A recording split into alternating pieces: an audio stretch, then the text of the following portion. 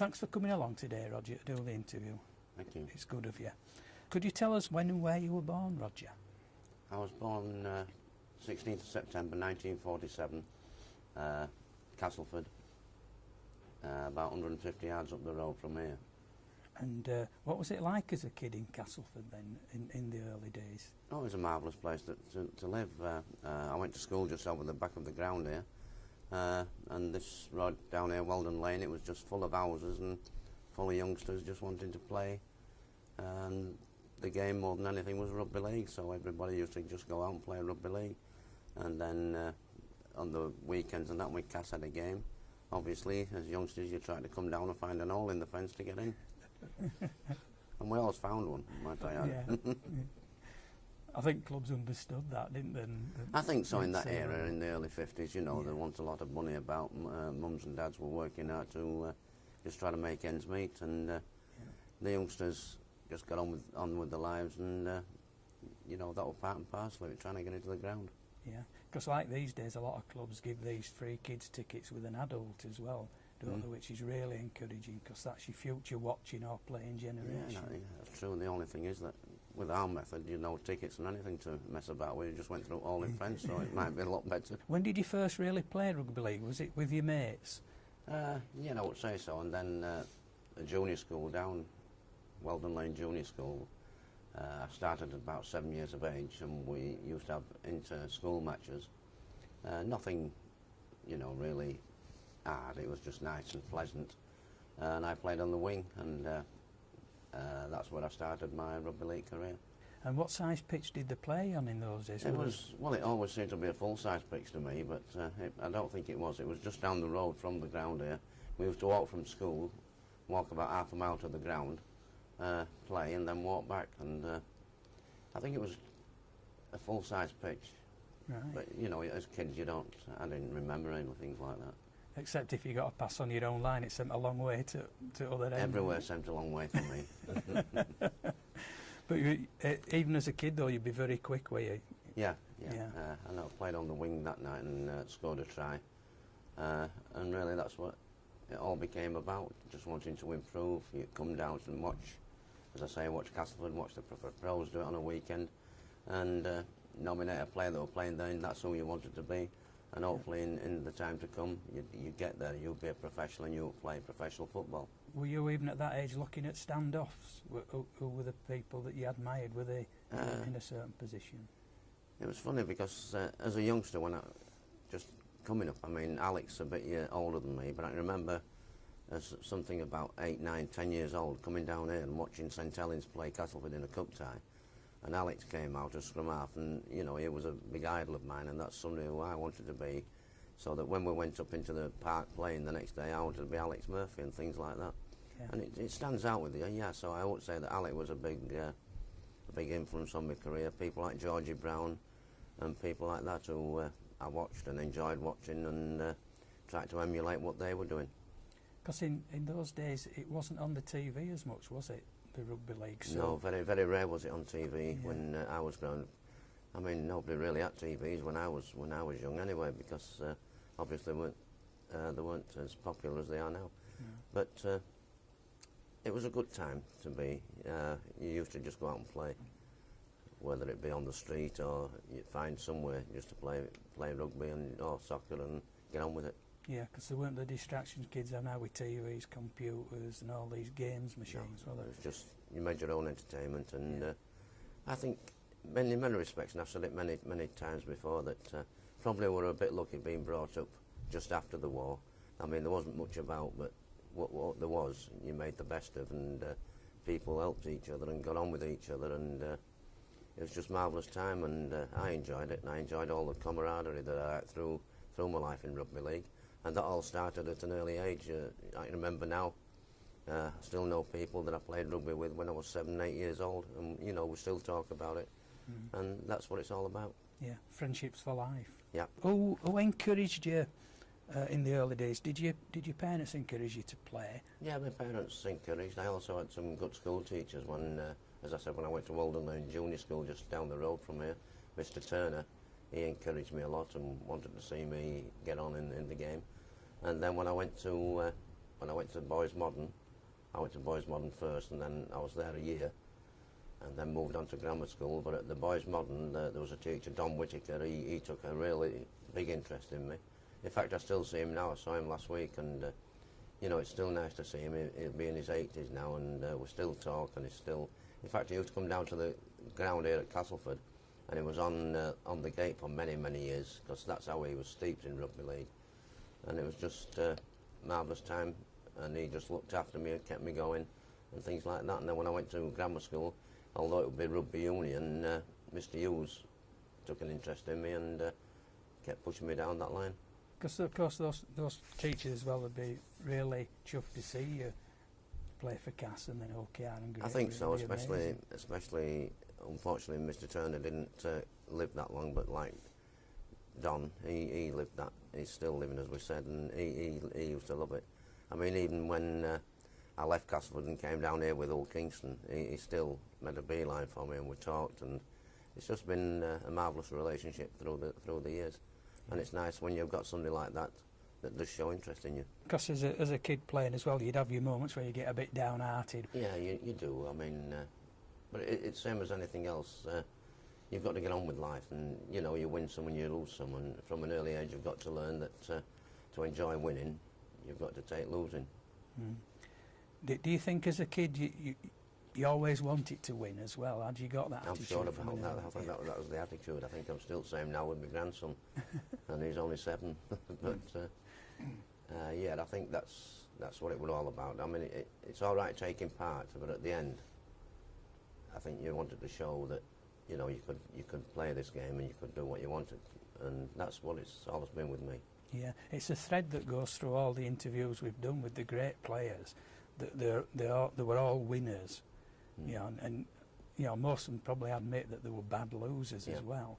But that's not an attitude that kids seem to have these days.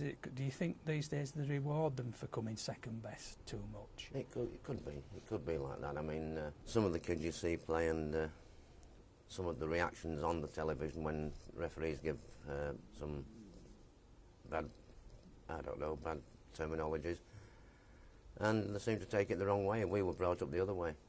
Accept, get on, and get out of it. There's one boss on that field, and that's it. And I can always remember one of the referees, and I said to him, "You can't do that." He said, "Listen, whenever I've got that, I can do what I want," and that's what it's all about. They are the be-all and end-all. That's choose what sport you play, and it's no good arguing with them. So you might as well just accept it and get on with it.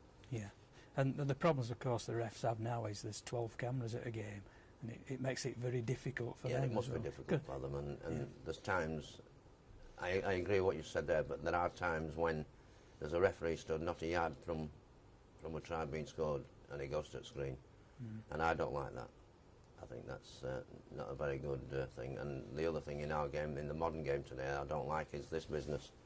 When somebody can't make a decision about something, you know, they've seen it, get on with it. This putting him on the report in some ways is a cop-out. I think so, yeah. I think all it's doing is keeping 13 aside. Yeah. Which they're probably doing for the TV.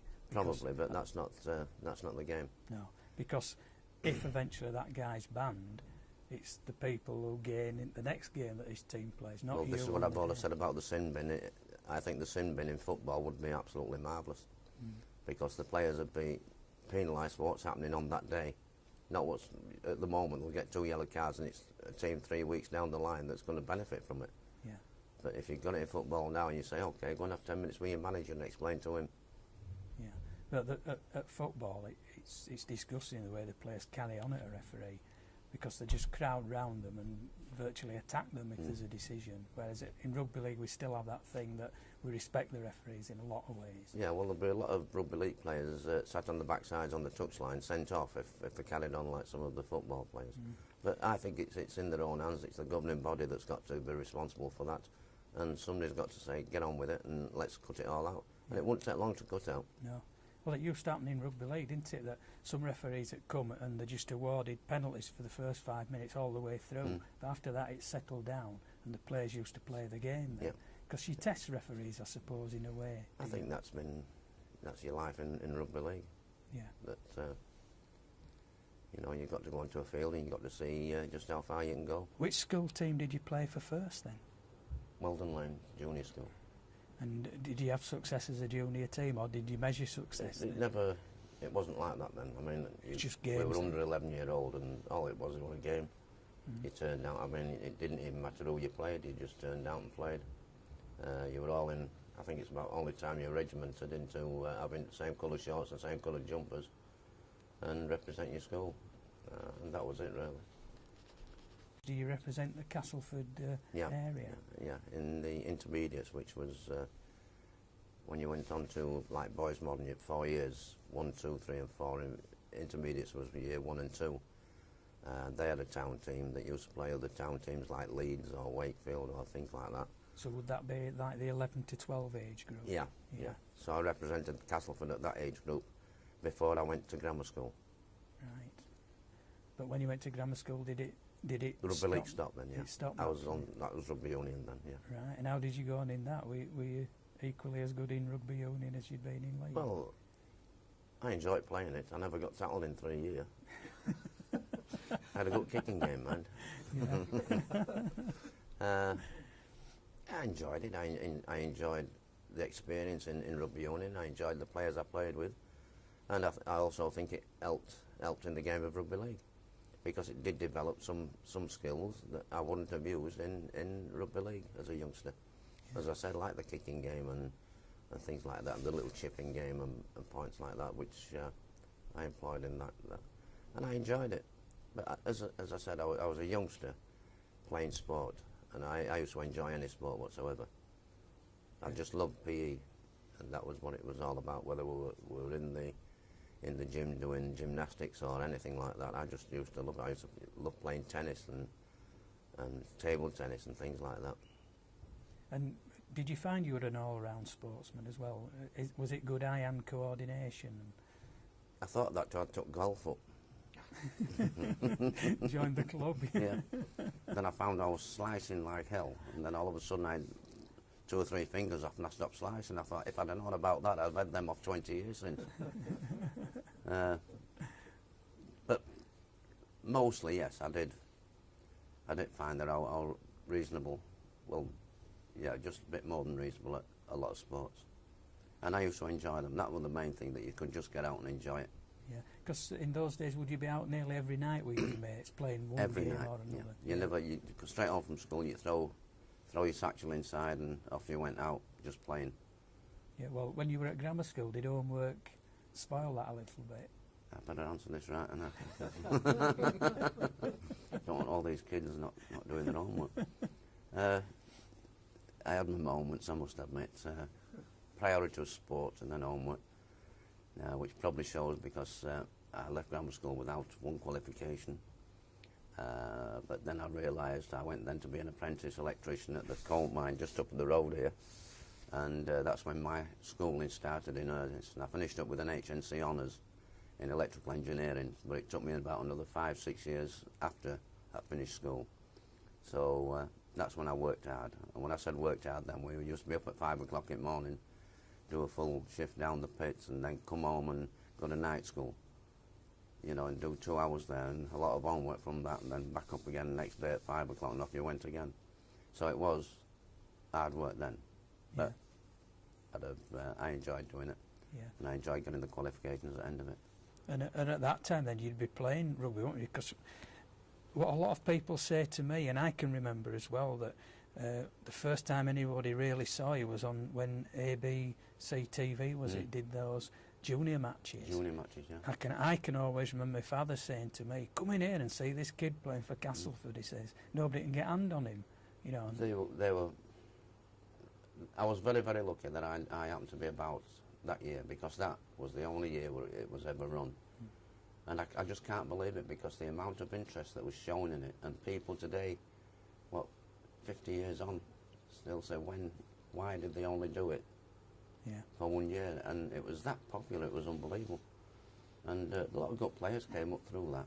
Yeah. And I must admit, I enjoyed every minute of that. And all of a sudden, you start getting a lot of interest from the press, and that heaped on you, and it's from there that settles you how you're going to go through life. Yeah. And how old were you when you played those games? Would you be 16, 17? I wasn't 16. I can't have been 16, because it were all amateur, and you couldn't have signed on. And I signed on at 16, so I was either 14 or 15. It was a championship, wasn't it? Because you actually played, was it a Yorkshire section and a Lancashire section? Widnes. We finished up playing Widnes in like the grand final. Right. I think we played all in the final. I think we beat all in the Yorkshire final, and Widnes were the Lancashire finalists, and then we played each other. I think it was at Headingley, I'm not sure. Right. So that'd be a big game then at that oh, age it was, to go to Headingley as well, yeah. Yeah, to say it was under 17s, though it seemed to be quite a good crowd there on the day to watch kids anyway. Yeah. And how many of those lads went on to play professional for the club? A big majority of them. Did they? I think if you look at it, there's not many didn't sign professionals. Yeah, so it was a cream of the amateurs in there. It was a good team, yeah. I mean, you got people like Bill Francis on the wing, and he came from round here, and he was one of the youngsters that I first knew that signed at 16 and went straight over to Wigan and went and lived over there straight away. Because that'd be unusual then, wouldn't it? Yeah. It was very unusual, yeah. Because his parents moved house and everything, did they? No, I think the parents stopped in. I think, I'm not sure about this, but I think he went into like lodgings with family over there. How many of the Cass lads played for Cass then that was playing that day? Who were they? Quite a few. I can't really. It's difficult to remember just how many did sign.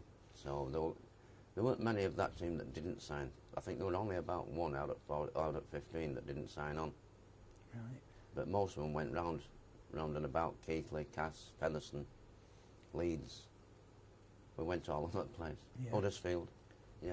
Because Castleford was a hotbed for junior rugby anyway. Especially at that age, yeah. I mean, Cass under-17s were renowned for bringing out the youngsters. I mean, a lot of youngsters that come through the under-17 team down here, and it'd been a hotbed of especially halfbacks, but also good players all round. Because it's like the Featherstone and Wakefield areas were all the same. It wasn't a soccer area really, was it at all? It was all rugby league. Rugby league, yeah. And it still is a hotbed for juniors. It still is. It's still a hotbed for rugby league as well, especially the three areas that you've mentioned there. Yeah. It's always has been. Do you think that when Super League first came about and they said you should all amalgamate and produce a super team in the area, do you think that might, on reflection now, that might have been a good idea? I don't know. No. Personally, no. I think each team's got its own identity, and that identity has been going along a lot longer than Super League has. And there's a lot of people got some strict ideas about what they support and what they don't support. Yeah. I mean, you ask a Featherstone person to come down and support Cass, you're not going to get that, mate, and you won't get Cass going to Featherstone as well. Yeah. So, you know, there are standards. We have got standards in rugby league, you know. It does seem a pity though that you see like Bradford, for instance, sign lads out of the Cass Featherstone area and Wakefield. It's always happened. Because the top four in like Super League. But it's always happened. Yeah. It's always happened, even in my day. I mean, Castleford had an under-17 team, but some lads went to Leeds, some lads went to Keighley, some lads went all over the place. In your school days then, at one point were you playing 2 games on a weekend? Would you be playing for school and then like Castleford under-17s? Yeah. That happened regularly, Yeah. The grammar school I went to, the sporting facilities weren't very good, so what we used to do is first term we'd play rugby union, and second term we'd play soccer, and third term we athletics and cricket. So if it went up to Christmas, I could play a game of rugby union in the morning and a game of rugby league in the afternoon, and after Christmas it'd be soccer in the morning, rugby league in the afternoon. But then you were young, and you just all you wanted to do was get out there and play. It didn't matter. Yeah. If I hadn't been playing for the school team, I'd have been somewhere on a field playing. So you might as well play for school now. Yeah. So lads in those days really had a basic fitness level that's probably higher than today, because there's none of that sitting about they do today. You were out and about. While you were playing these A, B, C matches, you couldn't have signed for Cass then, but were they saying we're going to sign you at that point? When did you first? They never really said anything in Cass, you know. It was just, I think it was like that in them days. Everything was so laid back, and did they just assume that a kid who played in the area had signed? Yeah, and then they came and said they offered me terms, and it was up to me then whether they accepted or not. Right. And what did they offer you? To fantastic money. I couldn't refuse it. Go on. 200 quid to sign on. 300 quid, which were taxable to play for Yorkshire, and £500 to play for Great Britain. Right. taxable. Yeah. Yeah. There were only the first 200 that was tax-free. Yeah. And in what kind of money would that be in them? Does it be quite a good sum with £200 and 305? Wouldn't it? Not now when you look at cost of living now, but I think I bought my first car a year or so after that, and I think that was about 350 quid. right. So yeah, I suppose it was. Yeah. It's more money than I'd ever had, put it that way. I think Alex Murphy signed for Saints for like £80. So, you know, you look at the comparisons and you think, you know, do they just make sure that local lads get less, you know, than the guys? That used to be a bone of contention here because you were cast under 17s. We expected, they looked after you all through your junior life. They expected just to pay. It was straight across board with this contract. Right. Everybody were offered this contract. Right. You know, so it wasn't as if you were, all you'd done in junior football were taken into consideration. This was a standard contract, what Castleford offered its youngsters. Right. And you either wanted to play for Castle or you didn't. Yeah. Yeah. I was a Castleford lad. I was born down here, down Weldon Lane. I've been in here since I was 5-year-old, getting through the hole in the fence, and there's only one place I wanted to play, and that was here. By doing that with the juniors, it keep you all at a level whereby you wouldn't be thinking, well, he got more than me and he's getting more per game, you know. Yeah, that's right. We all hear rumours later. I think that was method in their madness, yeah. Yeah. How old were you when they signed you on then? 16? 16, yeah. Did they say you had to stop playing for anybody else in any shape or form? You just had to play for was it the academy team? No, at the time though, I had finished grammar school because I was now an apprentice electrician. Right. As I say, at Weldale Pit, which was just up the road here. I was apprentice electrician, and I was working, so nobody stopped me doing anything then. And of course, with you studying and playing for their academy team as well, your time would be full, wouldn't it, if you were going to college as well? Oh, yeah. When did you make your debut for, like, the A team, for instance? I think it was about a month later at Dewsbury. And I can tell you that we won.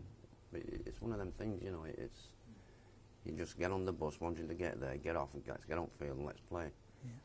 Yeah. That's just how it was. Did they play as another in one of your early? That was in an A-team match at, I think it was at Batley. Why did they do that? I don't know, because I've been on television that much. Because I wasn't signed on and you had to put a name down. Oh, right. So it was either another or SOLs, someone else. It was brilliant. And I used to love them names. Yeah, so there I am, turning out another, and everybody knows who I am. Yeah. But that's how it used to happen in them days. Did any of your relatives play, brothers or...? My uncle played for York. Frank Lockwood, he played for York. Right. My brother had a little loan spell. It wasn't professional, but he had a little spell at Bramley because he was on the bench. The day I played for Cass, he was on the bench for Bramley. And so did he get on? He didn't get on, thankfully. And of course, so your uncle played, and of course your cousin Brian Lockwood. Brian, yeah, who obviously played for Great Britain, etc. as well, yeah. So it certainly ran in the family. And you played with Brian for Great Britain on quite a few occasions. Club level as well, yeah. Yeah. Well, Brian was in the under-17 team down here, but not in the, because he was signed on, he wasn't in the televised series that were on telly, but at the same time he was playing under-17 football here. And I remember it came down to either Brian or myself for one particular match, because I think Epi were injured. It came down to between Brian and myself, who were playing scrum half in that game. Because Brian was older than I and more durable, I think, is what they said. Brian got the nod. You always had that thing, didn't you, that you might be too small? Or Yeah, and I've always had that. That's always been there. Even when I was at Weldon Lane School, too small. But luckily, some people believed in me. Otherwise, I'd have never got a start, and I'd have probably never played the game. Yeah. But I got a start, did okay, so they kept me on. Yeah, and they were proved right, weren't they? Didn't they look at your pace and side steps? I don't think it was that in them days. I think it because you were 5'4" and 10 stone wet through that they thought that you couldn't handle alt knocks and things like that. But things like that never bothered me. I mean, I can honestly say, hand on heart, that when I've been in a dressing room, I've never been frightened to come out of that dressing room. Whether who we played, Australia, New Zealand, France, anybody. And I've never been sat in a dressing room frying thinking I don't want to go out there because I'm going to get, somebody's going to hit me. Yeah. That's never even crossed my mind. And I've thought I'm going to go out there and get some tries on the board and things like that. yeah, so you had that enjoy this. ultimate confidence in Yeah. your own ability. Yeah, Yeah. and that can take you anywhere, which it did. Well, it does. Did you find early on that you might have been a marked man? Did you have people? Oh, it happened like that, yeah. Yeah. That's been part and parcel of my life all the way through.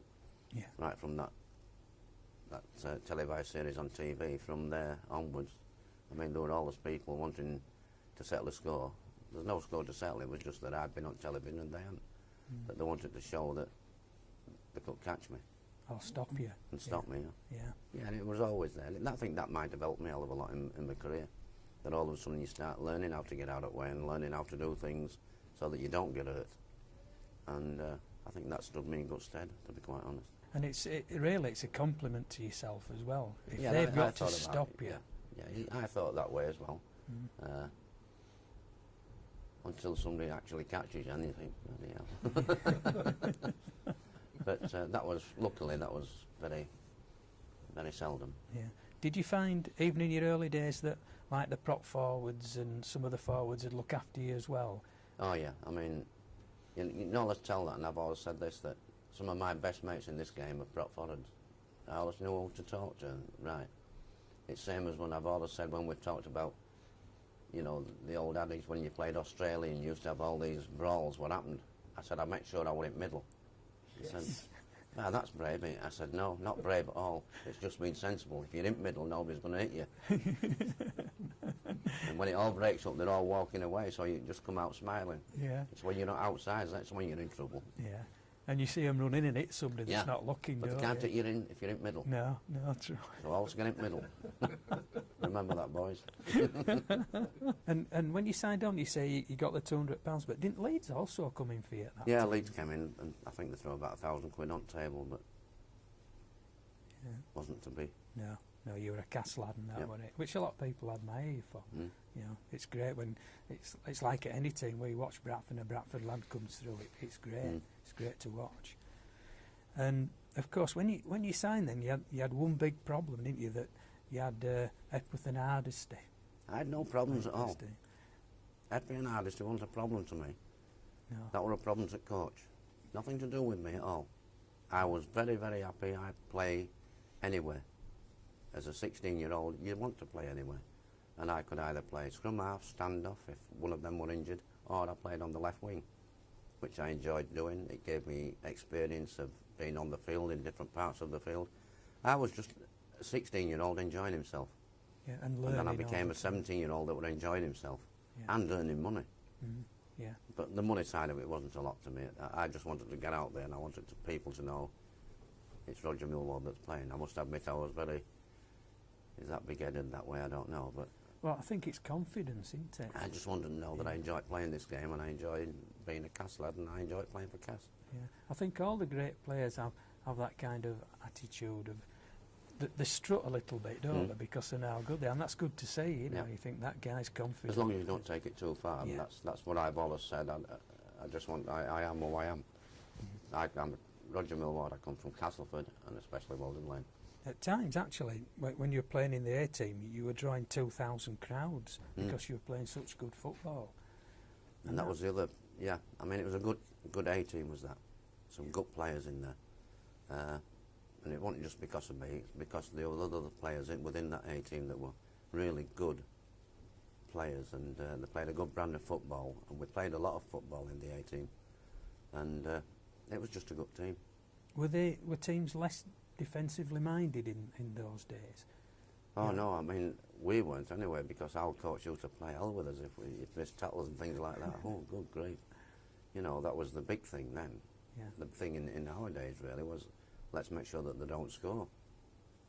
I mean, we keep talking about defensive games now, and all of a sudden you look at some games now, it's 42-38. I mean, what's defence there?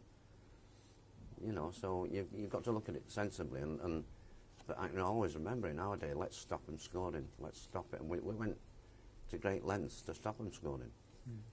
And I've seen matches in our day being won 10-5 and 9-6 and 8-7. but they've been great matches to watch. And that's, to me, the mark of a good match, when if it's 8-7 or something like that and people are walking away thinking, bah, that one a good one. They must have been entertained somewhere along the line.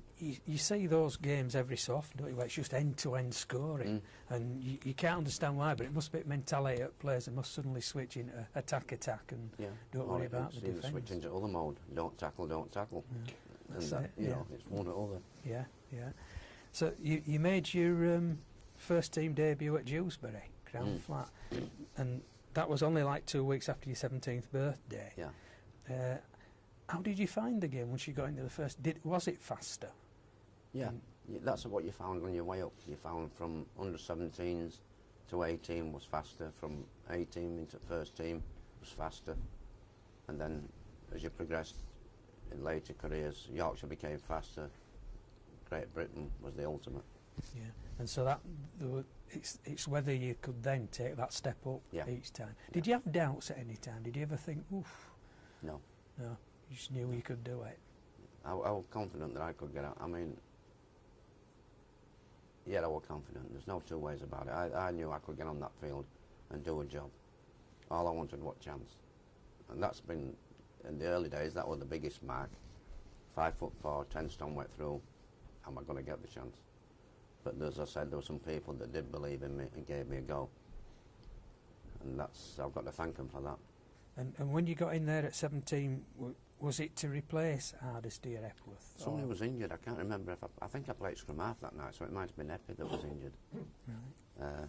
And I know that there were two other people making the debuts, Dave Appleyard on the wing and Abe Tuddy, brought forward from St Helens, who'd gone to Featherstone, and then we signed him from Featherstone at Castleford. And Abe made his debut that night. And I just remember going to the game on the bus, getting on the bus in the usual place, just a short ride to Dewsbury, and it was just total excitement.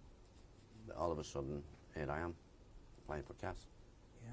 It was just total excitement, and I just couldn't wait to get out there. Is that when you really felt you'd arrived, once you got in the first team? Yeah. Well, that's what it was all about. I mean, you had, I think in our day we had ambitions, and from being 7 years old, my ambition was to play professional football for Castleford, to play in the A team, to play in the first team, from there to play for Yorkshire, and from there to play for Great Britain. And if I were lucky enough, on a 4-year cycle, I'd be lucky enough to get picked for a tour and play against Australia, New Zealand and Wembley. Those were the targets that I set as a kid that I wanted to do. And luckily, within my career, I fulfilled all them. It took a hell of a long time, and it took till the final first team game I ever played to get the Wembley one out of the way, but I got there. Yeah, we'll come to that later. Yeah. But that was what I set myself. Yeah. And between, you know, then you had to get in there and revise it a bit at times, saying you had to make, you know, okay, Yorkshire won a big thing, but what do I want to do this year? Right, I want to do this and try to get these many tries or try to kick that many goals. So you've got your little bits in between as well, but that were the priorities. And that's what I based my life on. That's what, in rugby league anyway, that's what I wanted to do. Like they say now, set yourself targets, don't they? That's what you were doing in effect, setting yourself targets even from a young age. I don't think there's much more newness today than what we had in our day as well. I mean, the motives are still there, the goals are still there. Yeah. It's now, the thing that worries me is, have we got the mentality now? Because, you know, I think that's one of the big things that we had in my time as playing, especially against Australia and New Zealand, that we had a mentality, that we knew that we could get out there, and if we wanted, we could do it. But I'm just getting worried now that have we lost that mentality. Not only in rugby league, that's probably sport across the board in England at the moment. Yeah, well, someone's joking. Are we getting paid too much? Are we, you know, accepting all these good rewards and we're not actually producing? And that's what you've got to ask yourself, are we producing it? And I think we also talk about it being fitness, and it's fitness and fitness. You can only train so much, you can only work so hard. So in the end, Australia can't be fitter than a Great Britain bloke. It can have more mentality, but it can't be any fitter. Yeah. You can only be so fit. You see it in so many sports with Aussies, for a country with a comparatively small population, to produce great sportsmen, but they all seem to have that confidence that they're going to win. They expect to win. And I think that's how we were in the past. You seem to keep your feet on the ground as well when you had this star, because Eddie Waring nicknamed you Roger the Dodger, and you've been a star in that TV series, you know. Yeah. It's a lot of 17-year-olds wouldn't have been that level-headed, would they, really? I had some good friends, some good lads around me that make sure I was level-headed. Coming from Weldon Lane makes you level-headed, don't worry about that. Yeah. Well, and that was the best thing for levelling up, was that little place up the road there. Because I used to go to the pit there and go down on that cage every Monday morning, and there's people that come down to this ground here and paid a £5 to watch me play. And if I hadn't played well, I'll tell you, they told me in no uncertain bloody terms what. Did you get that for the next 7 days? Oh yeah, they were brilliant. That's best yardstick. Have you made it at this game or not? You'll get on cage there and go down with them. When they're working on Coalface and then they're coming and paying a £5 to come and watch me play. Yeah. They'll tell you. Well, your career took off at Cassett first team in 65-66 season. Because I think at that point Alan Hardesty got an injury and was out for a period, so you were in them for quite a while. Yeah, that's right, yeah. And that's, as you say, that's when it all really started. I mean, I think Chuck came back and we won the first Floodlit Trophy that year at St Helens. I beat St Helens at St Helens 4-0. And then Chuck got injured, and I finished up being picked for Great Britain at standoff. First test match against France at Perpignan. And you know, here you go now. You haven't got a regular position within your own team, but all of a sudden you've got the Great Britain jersey. Big honour. Big thing for a kid of what, 17, 18. Yeah. But as you think then, you've been selected now. You've been selected on what you've done. Make sure that you get there and do it.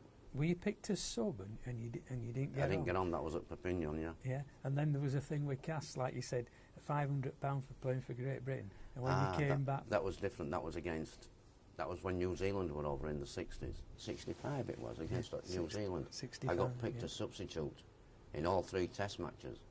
But Cass refused to pay the £500 because I hadn't actually played. It was the time when you could sub up to half time. Right, yeah. And then after half time, that was it. And I never got on the field. But I'd been picked for Great Britain, but I'd never played for Great Britain, so I didn't get my £500. And didn't Alan Hardesty argue with them all? Oh, he went in, because Alan was club captain, and he went in and argued, and I thanked him for it. Yeah. But that's how it was.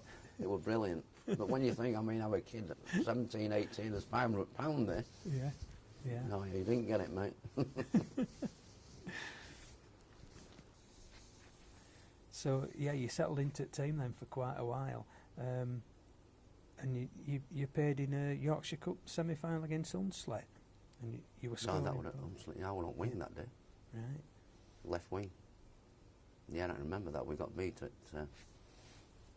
that's what rugby league were all about. That's what you talk about, mentality. My wife is from Hunslet, and half of the family's from that side. And we played Hunslet in a semi-final at Cup. It was the year they'd come back from Wembley after the great final there between Wigan and Hunslet. We played them in the September, and I played on left wing for Cass. And I scored all points. We got beat 18-10, and I got 2 tries and 2 goals. 2 tries in corner, I kicked 2 goals. Yeah. Then after the game, Carol was there. After the game, all the lads got on the bus, and I stopped with her. And then we walked into Hunslet, and we walked into Jeff Stevenson's pub, and had a pint there, and then we got bus home. Back to, well, I was dropping Carol in Keepex. But that's what I mean about mentality. That was your mentality there. Team bus were there, that went, and then you went for a pint in Hunslet with your girlfriend, because the family's from there. Yeah. And that was what it was all about. Whole different world to the way it is today. Yeah. You played scrum half against Wigan at Central Park on grandstand, and you won the game 10-8. 10-8, I can remember that. Yeah. I really can, because I think John Taylor made his debut that day for Cass. and he was at OKR when I went to OKR the year after. John Sheridan played in that game. He played in 18 on Friday. I mean, John by that time was about 34, really at the back end of his career. And I'm sure it was that same match that John played at number 10 and had a really good game. And we beat Wigan at Wigan 10-8. And I think I finished up kicking winning goal.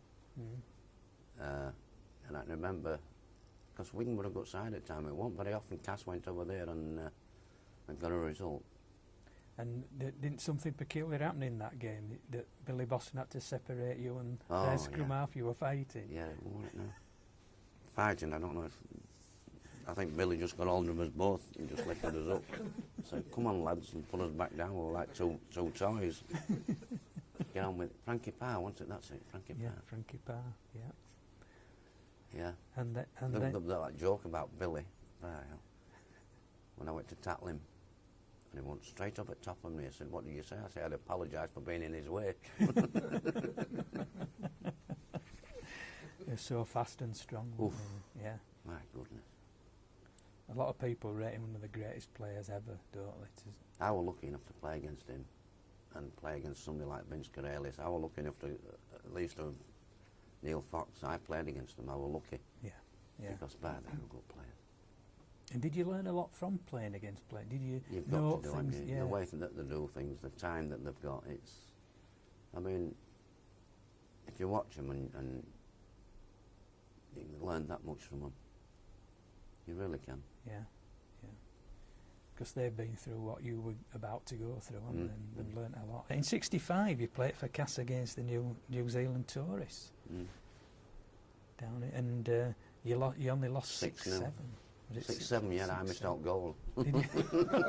Had we better not remind It was a you? bit of a foggy night out here. Well, that's what I'm blaming it on. Yeah, I remember that 7-6, wasn't it? Yeah. Yeah. I think I missed about 4 or 5 goals, to be quite honest. Right. And but it sounds a cracking match to be. I don't think it would. I think it was a bit dour. There again, first ever time against New Zealand, you're playing against a touring team. Because a couple of years before that, I was at school, at grammar school, which was just across the railway track there. And Australia were on tour, and they were playing Cass on a Wednesday afternoon. Now you're at school, and you're thinking, how are we going to get to this match? So on Monday, there must have been that many lads at grammar school went down with some sickness. It was unbelievable. Match went well Wednesday. Anyway, on Tuesday we got to know a bit that it looked like they were going to close school and let us come. So we all turned in on Wednesday. So if it had been a neck teacher that said, I'll show you now, and he'd have kept us in, but he let us come down anyway.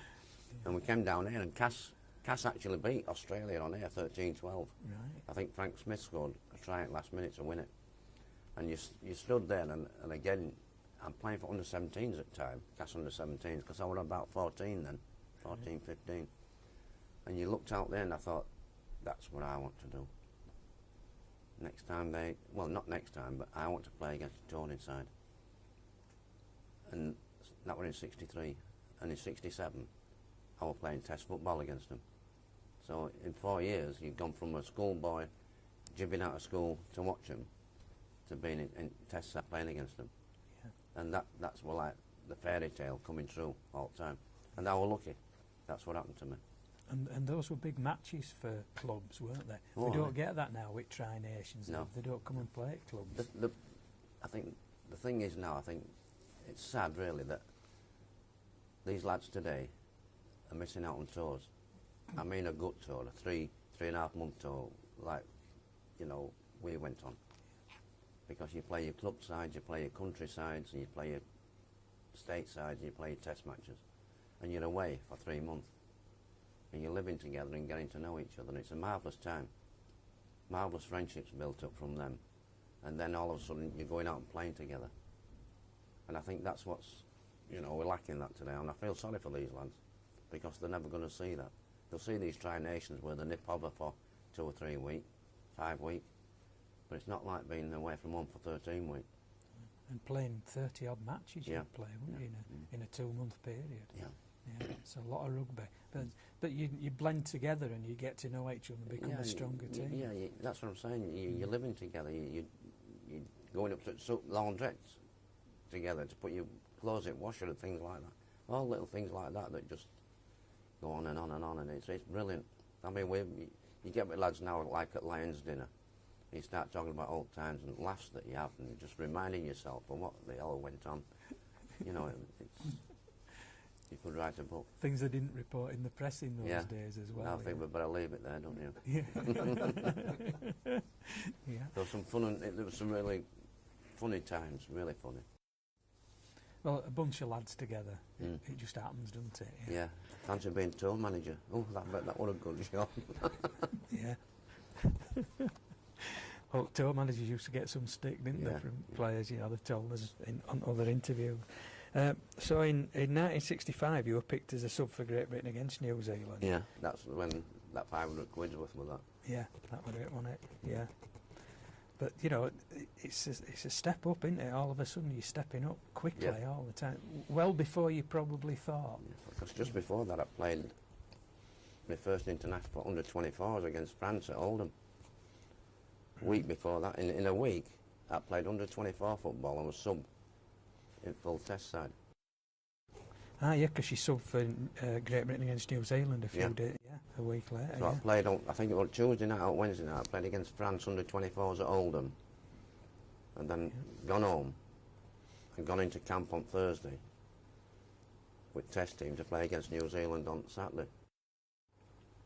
So as I say, it would fairy tale, everything were happening at once, and it was just week in, week out, something different were happening, and you were just getting carried along with it. So all of a sudden you had to make your own mind up and say, hey, feet on the floor, keep walking. Otherwise you'd never come down, and you'd... There's one thing about living down here, mate, is that you call a spade, and that's it. You know, and you look after people and they look after you. Yeah. You'll be right with them and they'll be right with you, and that's to me is what it's all about. Never forget where you come from. Because they keep your feet on the ground, don't they? They won't, as we say, bullshit you saying you were great when you weren't. No. But then again, they compliment you when you were as well. Yeah. In the 1965, you also won the BBC Floodlit Trophy, beating St Helens at Knowsley Road 4-0. That must have been a right night as well. Oh, it was a hell of a night. It was absolutely teaming it down. Len Colleen were missing goals from all over the place, which is unusual for him. But it was just one of them nights. It was going to be Cass's name on trophy, and that was it. I mean, it's not often you'll go to St Helens and see 4-0. St Helens getting nilled at St Helens. Fantastic feat. That was it. And it was Cassie's first trophy since 1935, I think, that as well. Yep. 1966, in January, you were picked to sub for Great Britain versus France at Perpignan. That was the one where you didn't get on the field. That's right, Yeah. There's a funny photograph there, I think, oh, what sub that now? But there's meant sub, other sub, forward sub, stood at side, and there's a photograph from back, and it's so funny. Everybody's up there, and then it gets to me, and it all drops down here. I think some of the French crowd were laughing anyway. I think they must have thought I were a joke. Thought you were a kid who was going to run on with water or something. Yeah. Again, in 1966, in the March, you played for Great Britain against France at Wigan. Yeah, I think that's one of the games that I remember, because things didn't go very well and we got beat.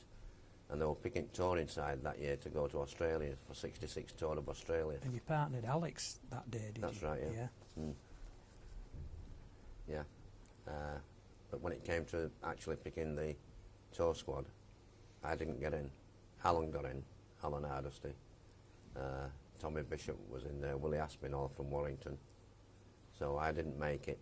So I was very disappointed, because that set me stall out that I was going to get another of my ambitions out at way, and I was going to get picked and go on tour, but I didn't.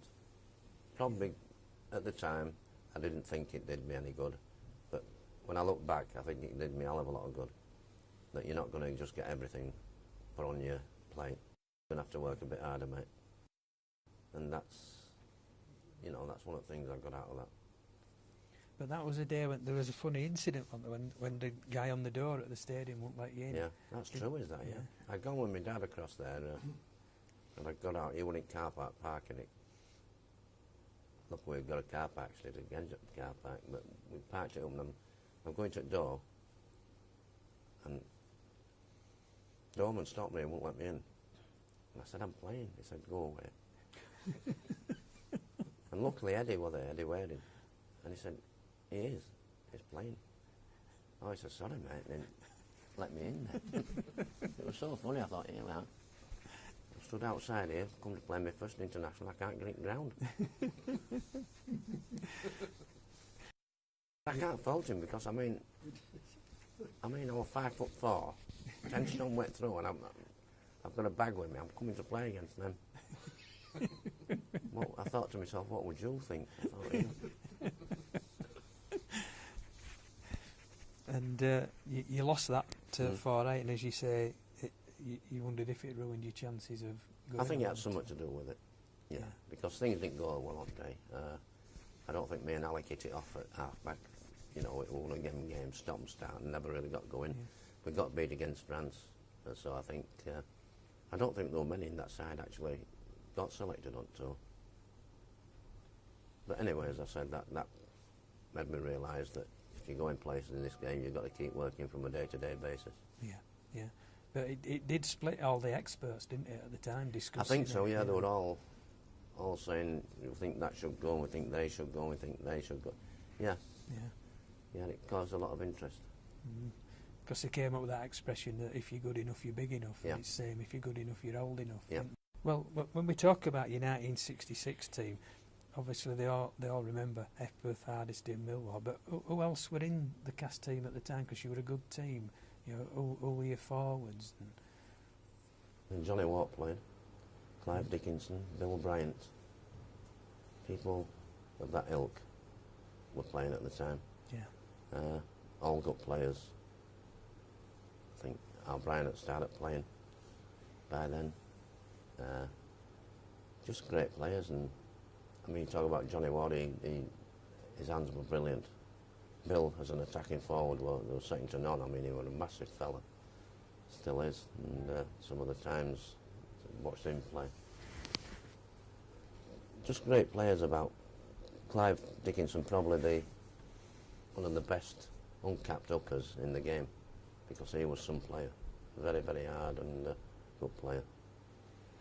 And it was just people like that got on with the job, got on with their lives, and really we all just wanted to get out there and play together.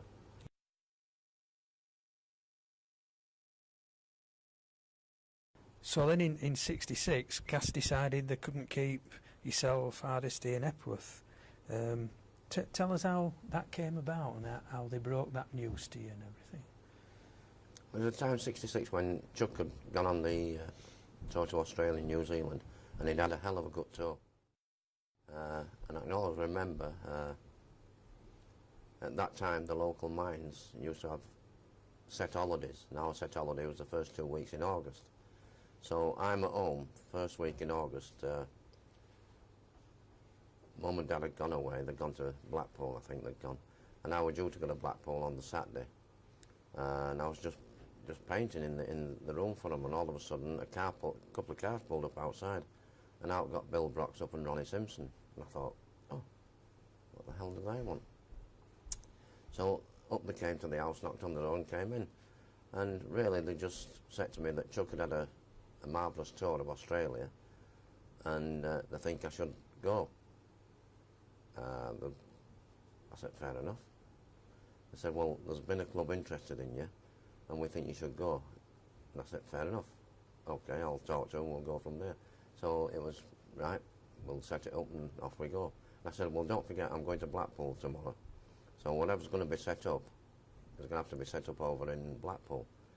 And one of them said to me, well, are you stopping at Ken Barry's? And I said, yeah. Oh, people who were from Castleford, they've got an hotel in Blackpool on Albert Road, and we used to go there.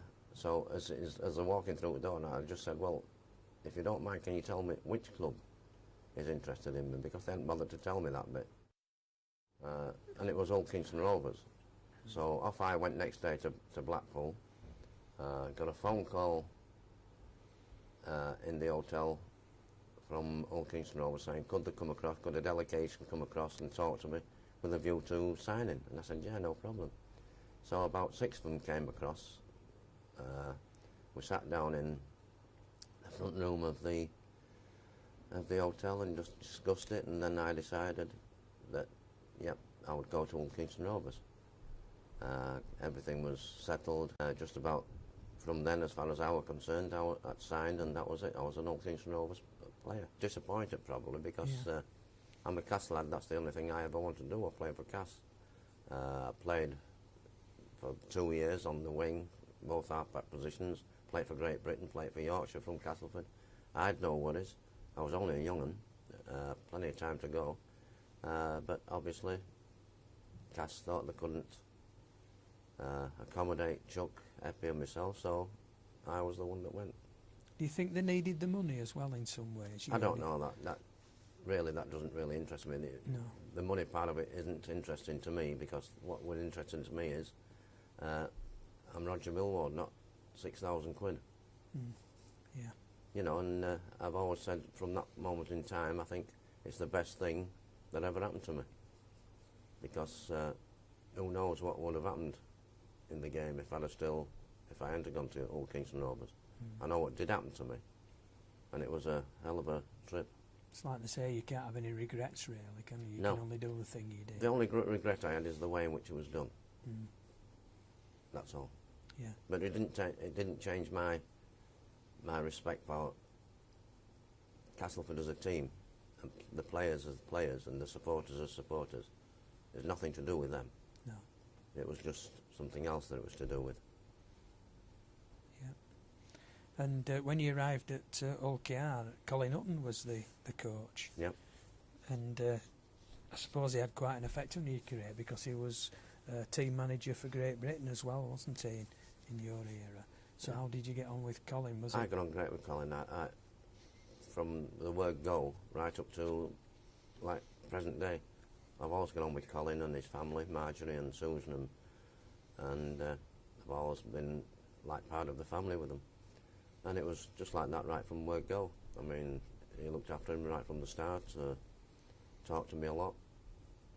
It was hard times at that time because there was no motorway across to Hull, it was the old road.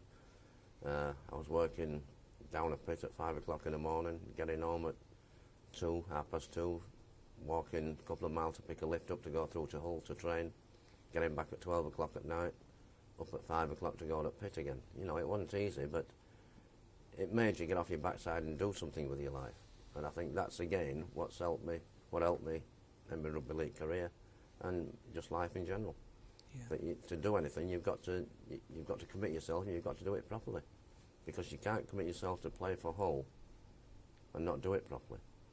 You're committing yourself to. In those days, at times when we first did it, it was only once a week training. Then I used to train the other time down at Castleford, but it was still a commitment. And I got night school and everything at the same time. Don't forget, so it was all tied in, and where your week were full before it started. But it's the same as what we've talked about earlier. If you're going to do a thing, do it right. Yeah, it's pride in your performance as well, isn't it? Yeah. They had quite a good team at that time, didn't they, OKR, when you arrived? Because I've noted names like Bill Holliday, Frank Foster and Flash Flanagan. Well, if you look at that team when I first arrived, and first training session, I just stood back for a moment and just thought, what the hell did they want me for? Because I looked, and you just mentioned those players like Flash, Bill Holliday, Frank Foster, Brian Tyson. Then you start talking about the backs. Alan Burwell, who was a fantastic player. Roy Gay, scrum half. Colin Cooper, Arthur Bunting. They were all there. Great team. Mike Blackmore on one wing, Chris Young on the other wing, Johnny Moore in the centres. You just went on and on and on. Cyril Kellett at full back. You just went on and on and on. It was such a good side and such good players. And you think, well, and that sat me down back. And I also remember coming home in car that first night and thinking, well, if they've taken trouble to sign me, I should take trouble to do the best I can for them, because this is a good team. Looking at some of the characters, Frank Foster later played for Bradford, and he's a really tough man, wasn't he, Frank? The best thing with Frank is that he played on your side. Make no mistake about that. Yeah, we used to shake his head sometimes at odds. So when he saw Hooker's head come out at scrum, we used to think, "Hey, up, Frank's hit him," you know. But there's a story, isn't there, about Frank, that when he coached Barrow, I think he was there 9 years and said after 2 seasons, board decided that they wanted him to go, but nobody dared tell him. Yeah. Remember being on tour with Bill Oxley, and Colin asked Bill that. He said, Bill, he said, Frank, coach, he said, good bloke, he said, but you've been up and down, up and down, up and down. He said, have you ever thought about sacking him? He says, oh, I said, but nobody dared tell him. That was Frank. But as a player, well, tough nut, but what a player. Yeah. You know, people forgot he was a good footballer too. Yeah. Same as Bill Halliday. I mean, Bill wanted back at Kew when it come to handing things out as well. I've seen him. Well, it used to be the same in our game. I mean, people like Bill and Frank Foster. I've seen them wait 2 years to get their own back on somebody. But you know, to do it right, and it was so funny. And because you'd look and they'd be down, you'd just look up. Well, there used to be that thing that talked about referees that knew somebody hit a player, and the referee would say, "Wait, I'll give you a nod and I'll turn me back." And they used to lampoon them, didn't they? You know, which is good. I know with Frank, once he were out injured with us, and I think we had a cup game at Keighley, and we said, "Oh, we could do with him playing today. I wonder if he's in." And one of the lads says, "No, he were in bar before the match." He said, but he trotted out and led him out on the field. Well, we used to have a thing at Uncle Owen that we used to get a miniature bottle of brandy and a Lucasade before every match. Either his turn or my turn. And then we'd have, you know, just like a stomach settler before we went out. Yeah. And this day when in dressing room, I'm getting changed. And he looked at me and I thought, oh no, I forgot to get it. So I set off. I was nearly in my underpants and I set off running to go to the clubhouse. So I had to go out at ground into the clubhouse. Stood at bar, it's about 7 deep, waiting to get this bottle of brandy and a Lucasade so we could have a little nip before we went out. But as soon as I looked at his face, I thought, I better get there quick, otherwise I've got some problems here. But that's the type of fella he was, a great bloke. Yeah. And what was Flash like? Because obviously he died recently, didn't he? He looked a real character with scrum cap on and everything. He was unbelievable, Flash. I mean, you'd never seen out like Flash. I mean, joking from start, even in dressing room before match. I mean, some of the things with Flashy were unbelievable, and you had a laugh with him. I remember playing on air against Castleford, and I'm on bench for some reason, I don't know why. And there's an incident in far corner, and I saw Flash put his hand up to his head, and look, it had been blood because he didn't like look of blood. And he set off running, and Johnny Williams, who were our masseur, sponge man, he tipped his sponge and set off. And they crossed it middle of the field. Williams kept going that way, and Flash came straight in this way, straight into the dressing room, straight to the mirror. He's looking in the mirror with his head. Well, I couldn't stop laughing. And that's just how it was. It was so funny. Yeah. You had to laugh at him. But I mean, it was a different type of hooker, was Flash. I mean, he used to take pride in winning ball, but then he was sort of hooker that you could be on your own line, somebody would make a break, it'd go the full length of the field, somebody would pop it up at end, and Flash would be under it to go under the post. That's the type of player he was. Yeah, because a lot of hookers in those days just fell out of the game as soon as they won the ball, didn't they? They used to stand about a bit, you know. Yeah. But, well, you see, not a lot of people realise he went on 3 tours, did Flash. He went in 66, 68 and 70.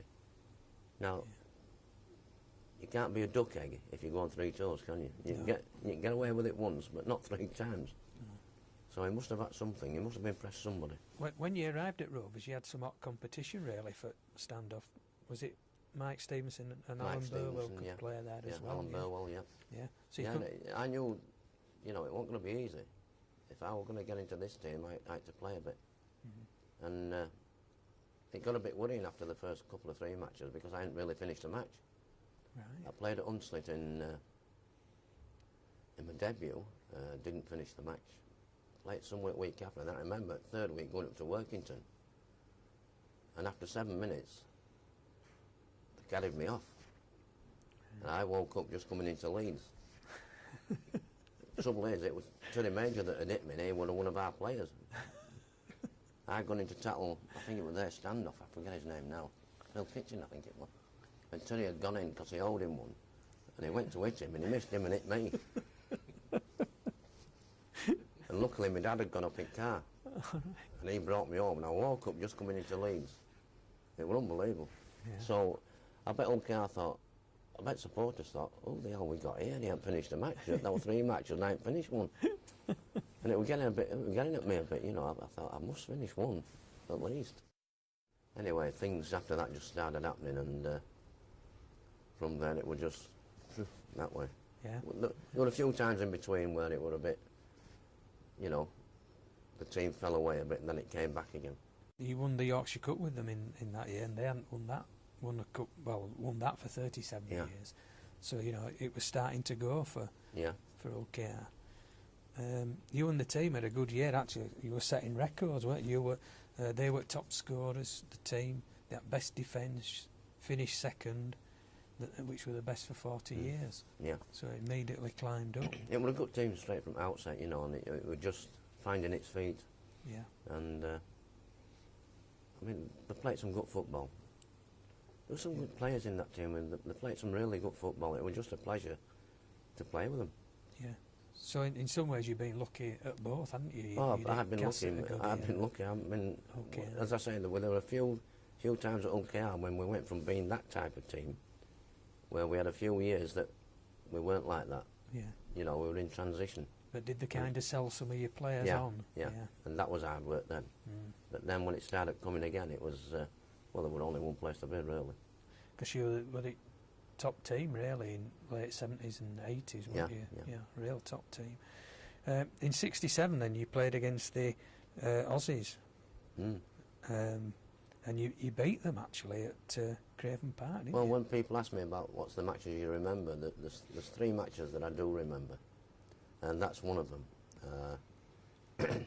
Coming up Australian on tour. This is coming back to when I was a little kid down here. 4 years earlier, saying I want to play against these. And all of a sudden now here we are, it's 67. I'm now playing professional rugby league. I play for Great Britain. I have every chance, if I'm playing well, of playing against these this year. And we played Australia at Craven Park. And they had a good side out that day, they didn't have a tin pot side out, it was a good side. They played good ones against the top teams, didn't they? Yeah. And we beat them 27-15, and I scored 3 tries. And it was that expectations then in my own mind, what I think I might have done enough now to get the test spot. It wasn't, you know, it was still like that, but, you know, in my own mind I thought I might have just done enough. And that's, at the time, that was my ambition for that year. I was playing this test series. Yeah. And luckily I did get it. And first test was at Edinburgh. And you played standoff and scored the winning try as well. I believe in that one. Yeah. You scrum half with Tommy Bishop. Tommy, yeah. Went on to be a bit of a legend and moved to Australia. Oh, Tommy, yeah. Did you knit well with Tommy then? Yeah, no problem with Tommy. I played with Tommy in international football for a couple of years. We toured in '68, which you'll come to. Yeah. He was scrum half and I was stand off there. Right.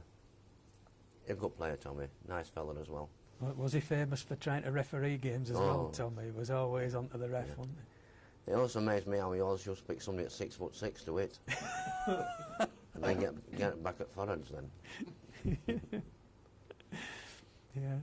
Well, in that first test at Edinburgh, the score was it 16-11? Something like that. And Gaznia broke his leg, which was his last ever appearance in a test match. Competitive game. I mean, I'd watched him 4 years before. Marvellous centre, brilliant centre, and then that game in '67, and when you look at that game, I really enjoyed every minute of it, being the first test against a major country, really, like Australia. They were the boys to play against. Then it just took me back to the 4 years before when I'd watched Test football, and all of a sudden it was me that was there, involved in it, and it was just nice to be there. And scoring the winning try must have been a great feeling as well. Yeah. In the second test at White City, you lost 17-11. What can you tell us about that game? Because those days, would you be favourites against? Would have been favourites going down to White City as well. I remember the players from OKR, we all met at Bawtry. Oh, they picked me up at Bawtry in Bill Hollidy's car. He'd just got a new car, and we had a smash going down actually. Oh, right. And we were about 7 hours late into camp. I think his car was writ off and we had to finish the last 40 mile. We went to go in on the train. Right. So there were about five of us in car.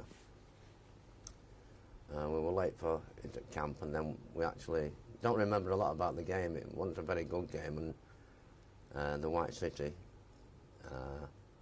I have seen clips of it. There are clips of it knocking about, but it was just the fact that we'd lost, which was very disappointing. And that's about all I can. You know, I don't remember a hell of a lot about that. I remember that after the match we went out, there was a big recording star at the time called Georgie Fame. Oh, yeah. He's a Wigan lad, actually, I do believe. Right. And he knew Colin Clark, who was hooking at the time, and we went out with him and Ray Price, who was in another band as well. Alan Price. Alan Price, not Ray Price, what rugby player with Hooker, sorry. Animals, wasn't it? Yeah, Animals, yeah. So I remember going out with them for a beer after the game. Right. But I remember being very disappointed that we, actually got beat in the second test. Yeah. So you were out with Stars in London, were you? Yeah, that night? yeah. Which is, when you think you're little lad from Castleford, and all of a sudden you're knocking about with the big stars of the day. Yeah. And there were big fans, weren't there, rugby league? Yeah, there were actually. Yeah. So I remember seeing Alan Price at a Charity Shield match. It must have been when Halifax played Wigan. I think it must have been 85 or 86 at Isle of Man, because I think he lived there then. Yeah. And he was there watching that. And then third test at Swinton. What a day that was. We stopped at Blackpool and build up to that. There was a big hotel in Blackpool on North Shore, Norbrick Hydro. I don't know if it's there now, is it? Is it still there? Norbrick Castle. Norbrick Castle, that was it. Well, good grief. Never been as cold in my life. I don't think them windows ever shut. Well, wood didn't match up to bricks, that's what I was saying. It was freezing. I remember going to match there, and it should never have been played. It was like concrete. But it was a full house. We just got beaten that, didn't we? Yeah, well, 3-11, a low-scoring game, but it a bit dour as well. Yeah, a bit dour. Yeah. As I say, it was snowing. It pushed all snow back. It was iced over what field. It was just like concrete. And how we played it, I don't know. I finished up in the last few minutes going down on my shoulder and being out about 3 or 4 weeks. I think my next match after that was on like Boxing Day. But I can remember that it was really cold, and we stopped at Blackpool and we'd come down to Swinton on bus and that. And you looked at the field and you thought, hell. Aussies wouldn't know because they'd never, they didn't know what hardness meant and what it was like on ice. Yeah. So they just went out and played normally. I think we were a bit apprehensive, but we shouldn't. If we'd have said we were playing, we shouldn't have been apprehensive. So it's no excuse. Fair and square, they beat us. In 1967, OKR finished third in league, and then you lost in the championship final to Wakefield. They were a bit of a bogey team, weren't they, for people at that time, Wakefield? Yeah, because they weren't the team they were in the early 60s, but they were always there or thereabouts, and I think they beat us about 18-10 at. Yeah, 17-10. 17-10, was it? Yeah. And the well-deserved win. It was a beautiful day, if I remember right, at Headingley. And they deserved to win it on the day, but I think it's that day I played against Adult Point, and that was another tick to me that I'd achieved. Yeah. I always used to think he was a marvellous player. Yeah, and he was underrated, wasn't he? Not many people bring him up, do they, later, but he toured, and good player. Good player he was. Yeah. And were you disappointed then? Because that had been a major win, wouldn't it? That'd have been a hell of a win. I mean, the time I spent at casting, as we said, we cast had only won Little League Cup in all them years, and it still won nothing up to then. And I'd gone to OKR and started winning like Yorkshire Cup and things like this. Yeah. I was picking up medals at OKR, and I wouldn't have been here.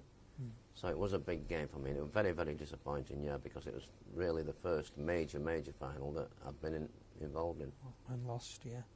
But they say, don't they now, I think Aussies say you've got to lose one to win one. Once you know what it feels like to lose, you're a hell of a more determined the next time. And you finished top scorer in that year as well in league, a record 38 for a standoff. Yeah. I think Frank Myler had the previous record right. of 35, Yeah. which is quite an achievement. Mm. Yeah. It was one of them times when everything was just working, everything was just spot on. Yeah. Yeah. Couldn't do much wrong, and everything just kept, as I say, fairy tale carrying on. You were also voted the Supporters Player of the Year, Mm. which is another compliment. And you went on to win it 4 times Yeah. at OKR, which you can't be more popular than that, really, can you? No. 67, you also appeared in 2 tests against France. How did those go? Do you remember those?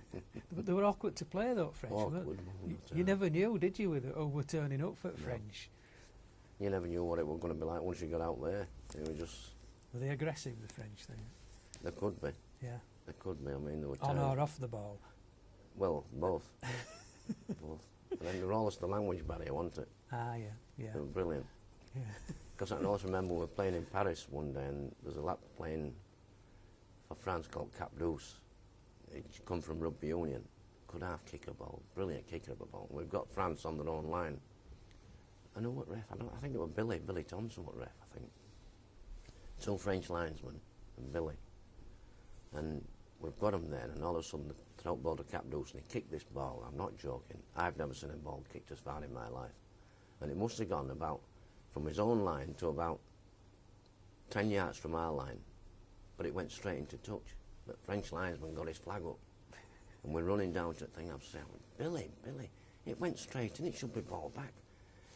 He said, Roger, he said, for goodness sake, stop moaning. You don't think they're going to get ball, do you? I said, fair enough. So linemen were willing to cheat as well. Yeah. But at least you got Billy who knew what was going on, and he thought, well, might as well expect it, we'll get ball down here anyway, they're not going to do well. Yeah. But it was just so funny at the time. It was just little things like that in game that we used to be, you know, Yeah. used to be brilliant. Do you think they had more of a sense of humour, referees? I'm sure that there's some of the things that I've seen on the field, yeah, you got to have. I mean, that was true with Jerry Kershaw with Whistler. He said, well, I've got this, I can do what I want. I thought that was brilliant. Right, 1968 was the May and June World Cup in Australia. Mm. Colin Hutton was the coach. We didn't just get picked and go. We played matches against club sides over here Oh, right. in the build-up to going out and before they picked the team. So that we played, I remember playing at Salford for a fact. We played preparation matches ready to go out there. We got out there and got onto number 2 ground at Sydney Cricket Ground, training with these balls that they have over there. And the Australian press thought we were kidding because nobody could pass the ball or catch it. Ah, because you use different Different shapes type, and different style. shaped ball, yeah. But they thought we were kidding. They thought we were trying to put wool over the eyes. Oh, right. It wasn't till match day that they realised we weren't. So what was the difference? Was ours a rounder ball? Yeah, with more rounded, but they were like more pointed. Right. And I think they'd just been, well, I think they were just designed for this competition as well, but they were more pointed, more akin to what they were used to. But we couldn't handle the ball, and I don't know why. Was it the aerodynamics of the ball? Was It might have been, yeah. In the It might, catching, yeah. it was coming to you differently and all this, yeah. But it was so funny, and well, I think Australia just walked over us at first test. I think we got beat 25-10, something like that. Yes, it was, yeah. You know, but never really competed. And then we went over to New Zealand and we played France. Got beat. Yeah, 7-2. Unbelievable, 7-2. Yeah. Yeah. On Carlo Park. I mean, it must have been 6 inch deep in mud, which it almost was on Carlo Park. Yeah. But they effectively finished the World Cup for us Right. because we couldn't qualify from there. We come back into Australia. We beat New Zealand on cricket ground, but couldn't qualify for the final. I think that year was Australia versus France final. Yeah. Very disappointing tour that, and to say it's your first tour abroad, it was very disappointing. Because you'd gone out really as favourites, hadn't you? Yeah, at that yeah, we point? were taking a good team out, or Yeah. what we thought were a good team. It turned out that it wasn't. But as you say, you perform on this in this country is a bit different to when you go 12,000 miles away from home. It's a different ball game. Yeah,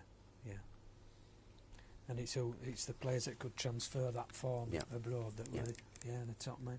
Like you say with Carlo Park, I think Billy told us about Carlo Park. He played on one wing where it were like over your boots in mud, and other wing were as dry as a bone. Yeah.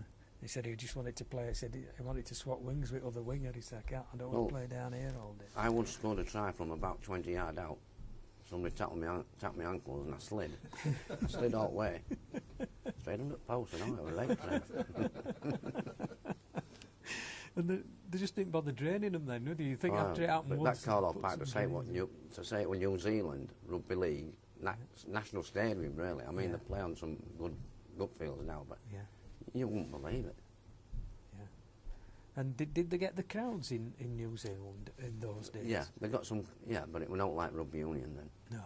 Nothing like rugby union. Well, I would imagine it's still the same now, but I think they get good crowds for rugby league now. Yeah.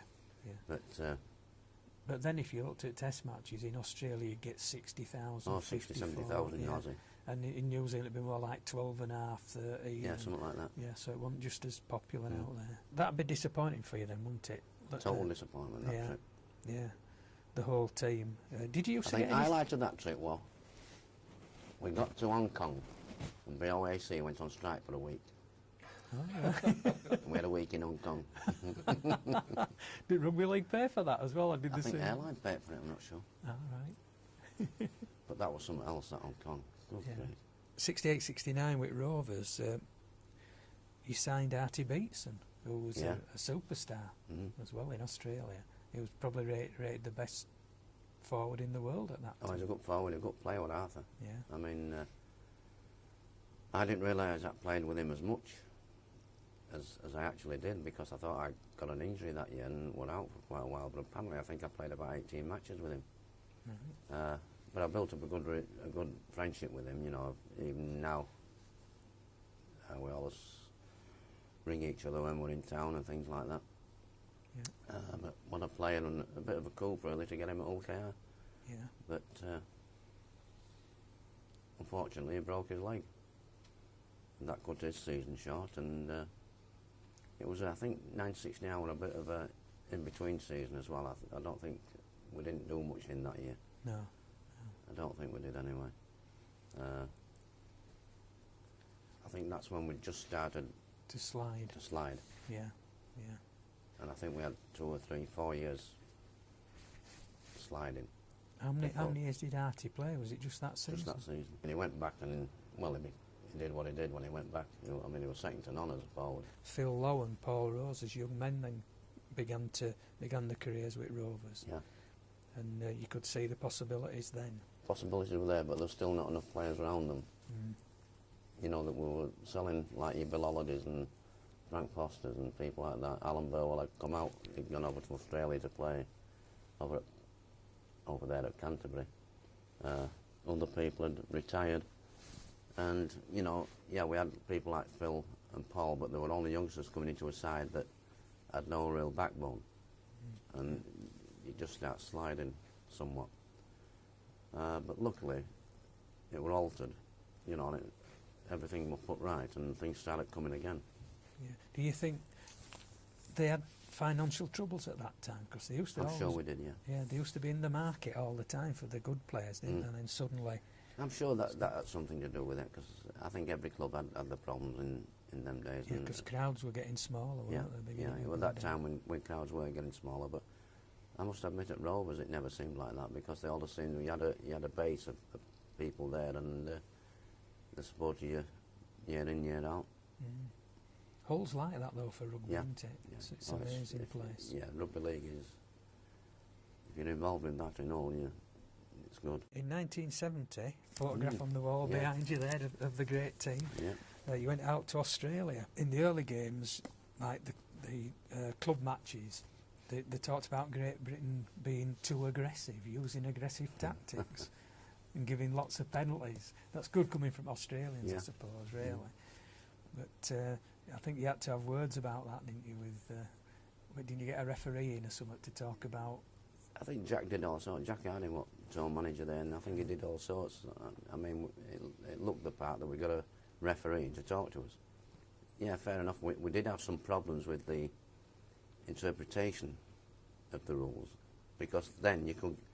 It's still in the laws now that you can get done for being within 5 yards, even if you've got the ball, and they play the ball, which the referees out there were actually pulling us for it, and we're stood there thinking, oh, what rule is this?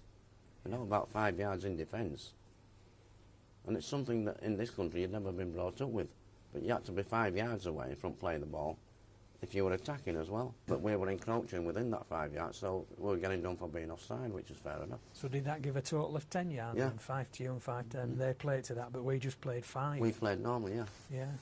So there were little things like that, and then interpretation of this, that and other. And then all we really wanted was somebody to come in, so we got it fixed up that referee came in and had a natter with us and told us just what the interpretations were and things like that. You didn't play in the first test. Were you injured in? No, I was sub. I didn't get picked. They went for the half-back partnership of Alan. I mean, here we go again. They picked the team. That was the first year that picked a team.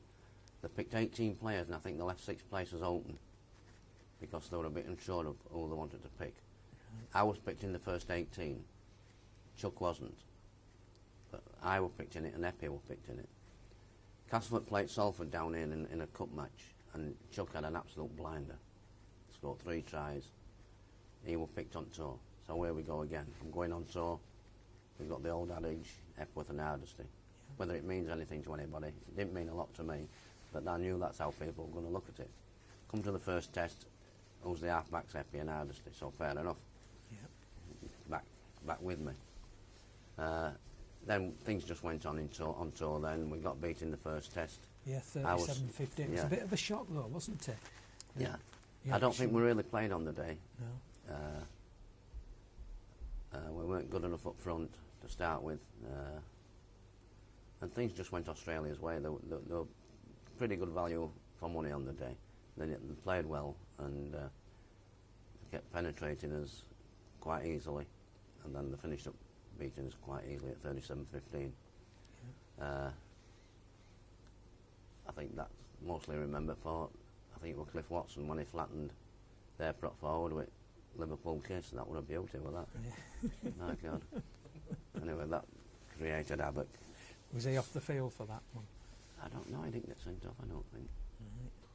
Right. Other bloke went off. And then we just, from there we carried on tour and... What was the attitude at team after that? Was it disappointment, or were you a bit shocked as well? Total disappointment. We'd come down from Darwin, playing on the way down, we'd taken everything in front of us, and not only taken everything in front of us, but done it well. Yeah. Got to the big match,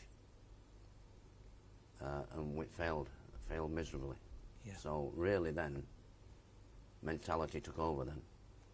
Yeah. And we're not going to be getting all this off these Aussies. No, it's not going to happen again. Yeah. So you went in twice as determined. Yeah. Yeah. And you played the second test, didn't you? Yeah, I got picked in the second test. We played week before we played New South Wales on cricket ground, and I'd been selected in that.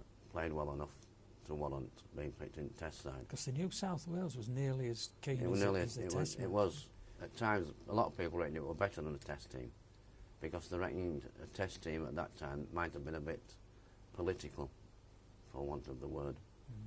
They had to have some Queenslanders in and things like that. Yeah. Whether that's true, I don't know. That was their local politics.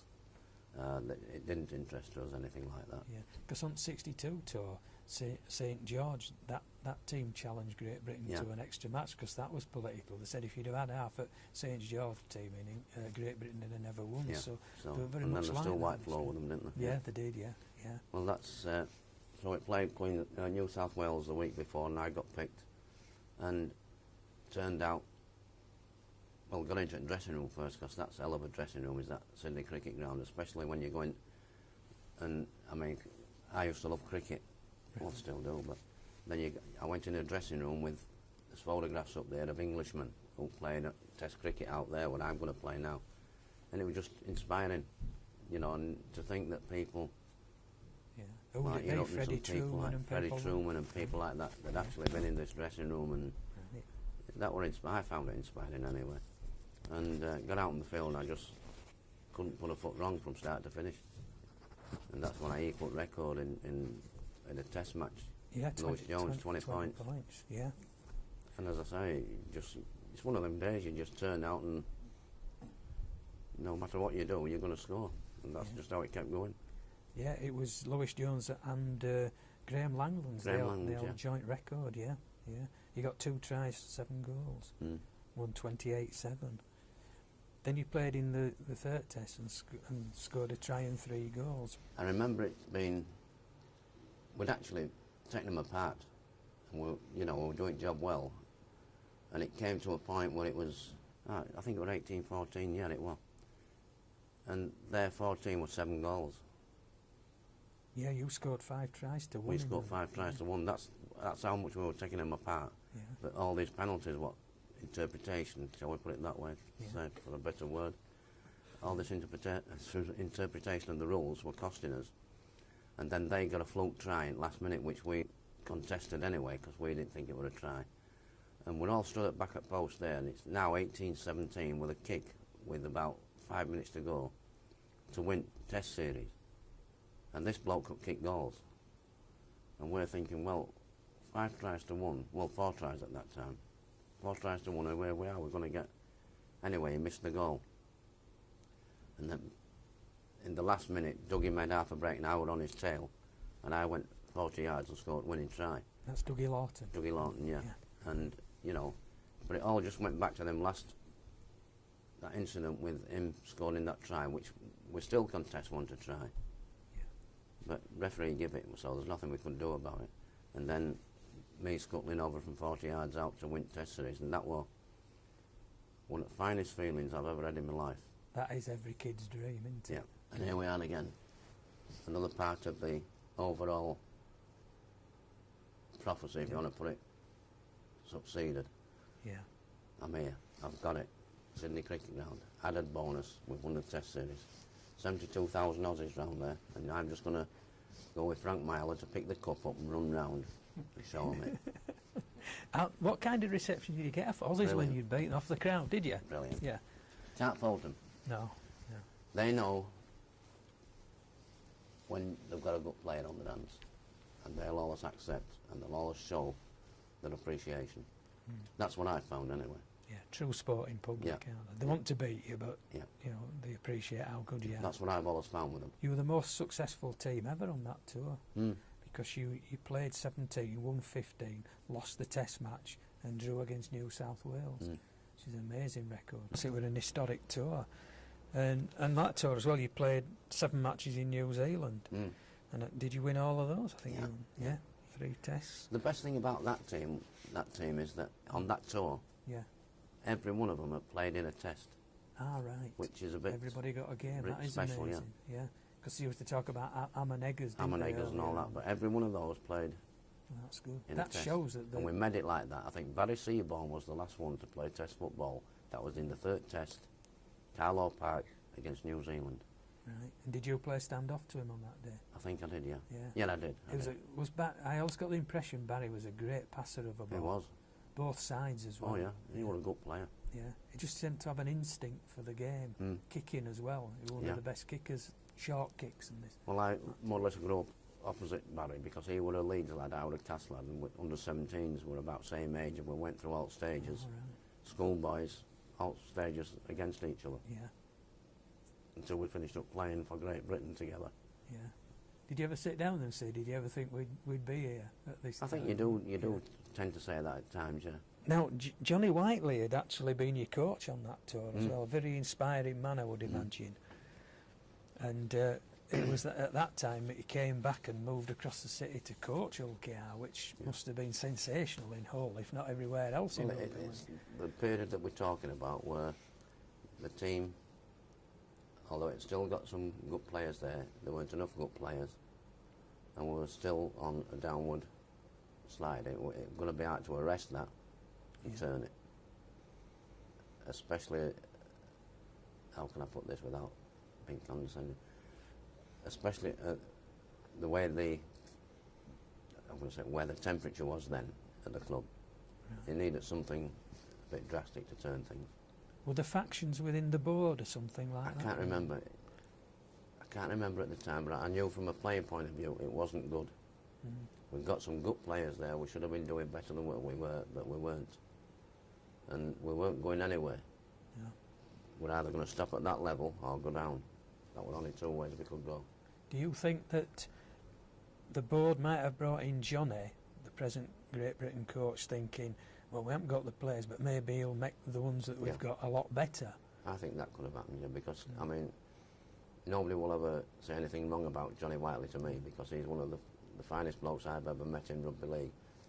And forget rugby league, as a man, he's a man's man. Yeah. And if anybody could do it, he could. And I think that's a bit unfair to him. Yeah. That we're asking him to do a job that's probably nigh on impossible at the time. Yeah. But it's a mark of the man that he took it on. And how long did he go with Rovers? It wasn't too long, I don't think. Wasn't it? No. Because I remember we'd come back off tour that year, and I think it was one of the first matches I broke my leg at Craven Park. It was a bad one because the ankle splayed, and I had to have it pinned together. And it was a bad one, so I was out. I think my first game was first round at Challenge Cup in the February of the following year, 71. So missed more than half a season. Oh, yeah, yeah. So it was only because of John, really, that I come back and played in that one, because I shouldn't have played, really. No. Because we played Keighley at Keighley, we drew there, and then we played them at replay on Wednesday night. But as I said to him, if I played in that one, there's no way, mate, can I play on Wednesday after being out this long with this ankle. And I missed the second one, and Keighley beat us, I think it was about 18-0. But there were sad times at that time, and, you know, we were asking a man to come and do a job that, you know, his reputation preceded him with being what he'd done for Great Britain.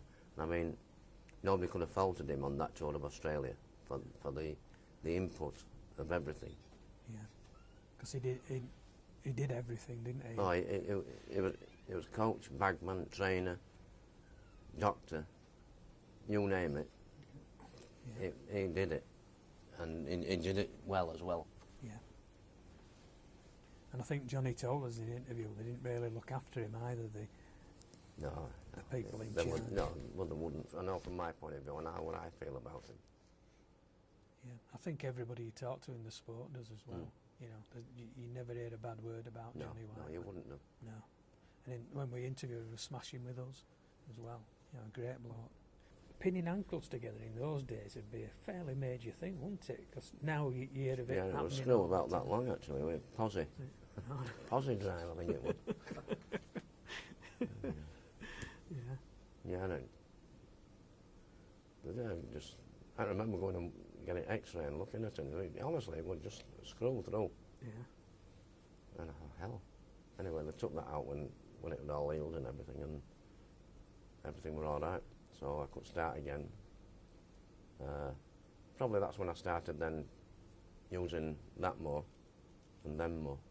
Because the fact I think that had taken a couple of yards off me. Right. So then I had to start. And luckily that had been coming anyway, because I was that type of player anyway, that I'd always liked being a footballer and using the ball, watching such as Alec, how he did things, and learning from people like that. And then my kicking game from rugby union days at school, developed that. And I think that's when I became a more complete footballer. So 71 you played in all 3 tests against New Zealand? Played down here. First test this down here? Second. Second, wasn't it? But I remember we lost series, and I know that, because I was captain, and I thought, marvellous, isn't it? Yeah, I remember losing series, yeah. And I remember the standoff, I think his name was Williams, he was a good player. Only a young lad. He played well.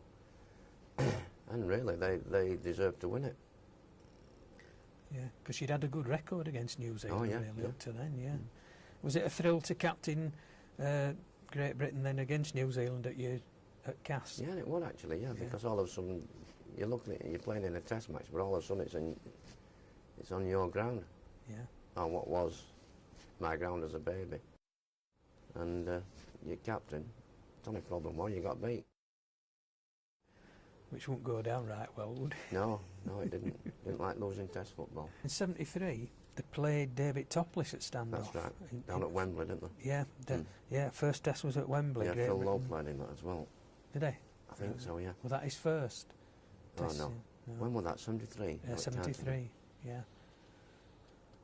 First test was at Wembley. You beat them 21-12. Mm.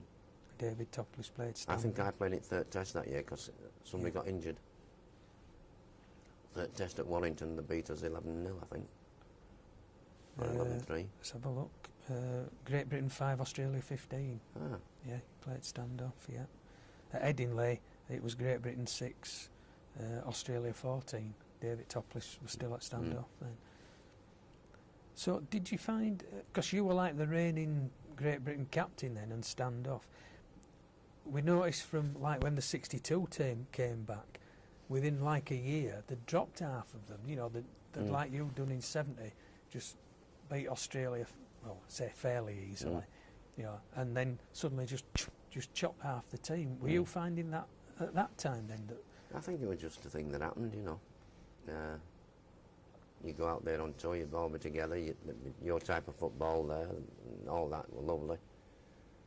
You won, you come back here, then you're back to individual.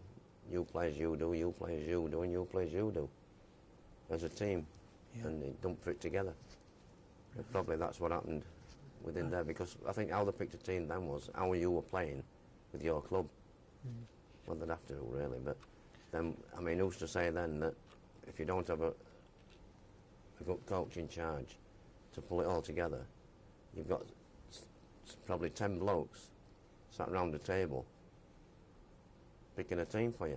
Yeah. I mean, I'd coach and these 10 blokes are picking my team. So, you know, that I've always been a big advocate that if you're in charge of the team, you should pick it. Yeah, Johnny said I never that. liked all this business that 10 blokes sat there, pick it, and then give you a team. Yeah. That is terrible. Yeah. But this is what I'm saying now. It happened at the time then, when you get them 10 blokes picking a team, and one bloke in charge of it, and he's got to pull it all together. Yeah. I mean, he can't do the impossible. Yeah, and it's probably not the team he'd have picked anyway, so that's in your mind. But did you find then, with you saying that Rovers weren't playing as well, that like they do now, they seem to look at the top 4 in the league and pick more players from them because they've been playing, the teams have been playing well. When you start talking about informed players, it's going to be them top 4 that's showing the form. Yeah, yeah. Although, from time to time, there's something lower down that could be showing some form that would be worth being in that team. Yeah. But then they've got to take the trouble of picking him. And they don't. They don't kind of risk it, do they? Whatever you've got picked from top 4, you can't go far wrong. I think it happens in football as well, doesn't it? Yeah, yes it does, yeah. In 1974 you went on the tour of Australia and New Zealand, and Great Britain lost the first test 12-6, and you played at standoff on that day. A very dour game.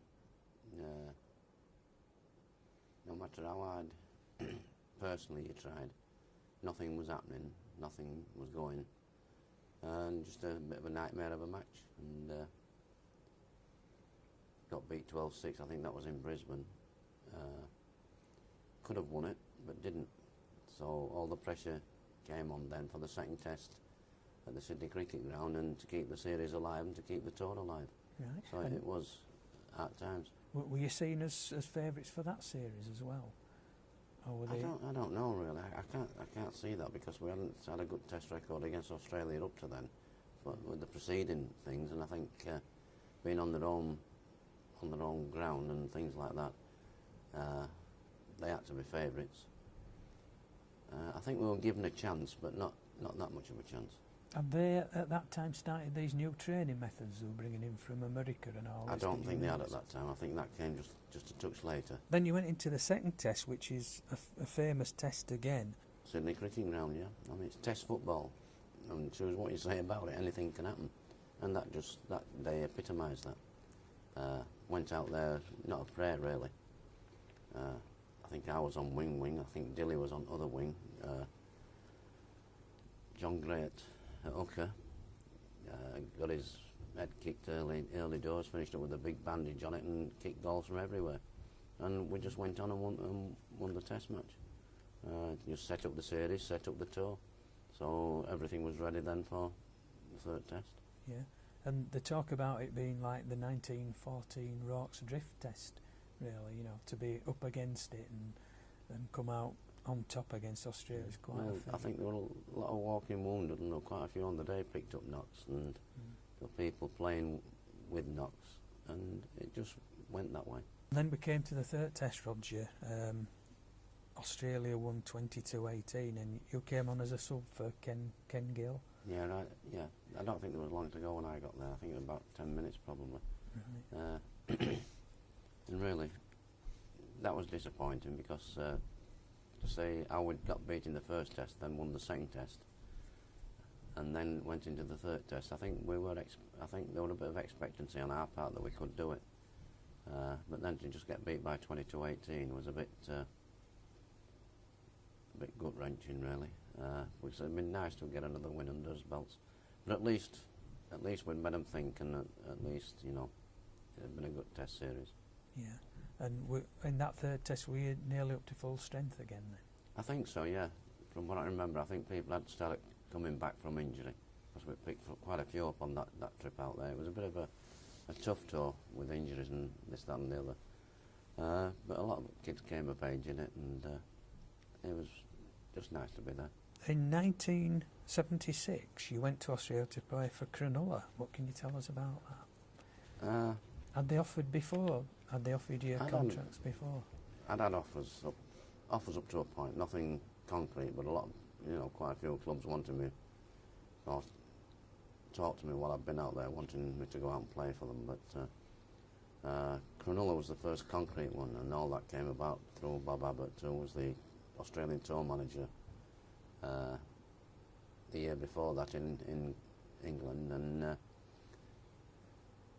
he had connections at Cronulla, and he also knew Jim Garrity, who was a big businessman in the Cronulla area, Straight Torque Tyres, and he told Bob that if there was anybody in England that he thought could help the Sharks for a season, that he should try to get whoever it was to come out and play.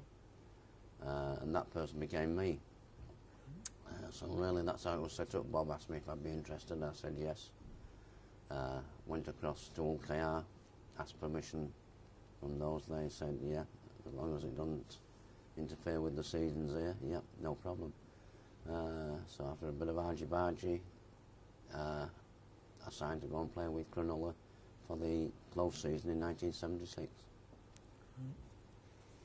And how did it go? Couldn't put a foot wrong. Right. I think that's the best way to describe it. Had a marvellous 6 months. Funny 6 months in another way. I mean, we'd only been there a fortnight when Kettle wasn't too good. Had a major operation out there. We thought about coming home, but we decided to stay and carry on. To say that the first night we arrived, Carol and Kay were crying their eyes out. To say when we were left, they were crying their eyes out because they didn't want to come home.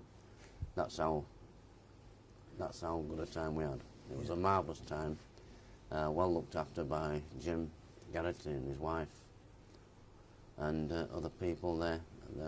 In Cronulla was just a magnificent place to live. The prisoner unit right over the ocean. You could get up in the morning, take Kay onto the beach for a walk and into the swimming pool to have a swim. It was just marvellous. And as I say, the football side of it, I said to Carol on the way over on the plane, we can do this two ways. We can either go for holiday, or I can play to the best of my ability, and we can still have an holiday. And that's the way we'll do it. And I enjoyed every minute of it. Did it tempt you at that time to perhaps go out Oh, there? it tempted me. I mean, Cronulla and there were a couple more clubs wanted me to go back the year after, but it was just that season that they put the international ban on. Oh, right. The international ban came on, and that meant that if I was going out to Australia, I had to go out and sit out a year and then play. Well, at that time of my life, I was nearly 30, and there's no way I wanted to be sitting, a season out of it, so I wanted to be playing. So really, it became a no-no. A pity, really, because I thought at the time my international days were over, really. So then I got a chance to go out and play in Australia and probably earn a few quid, which you didn't earn that much in our game over here. Because they were full-time pro, were they? Up to a point they were, yeah. They still held jobs down, but the priority was, rugby was the priority job, as opposed to what it was over here. So, as I say, that didn't happen, but I enjoyed every minute of the trip to Cronulla. Played some good football. In fact, I thought I played some of the best football in my life. And just enjoyed it, and enjoyed the place, enjoyed the people. And came back to Rovers, which was the right thing to do.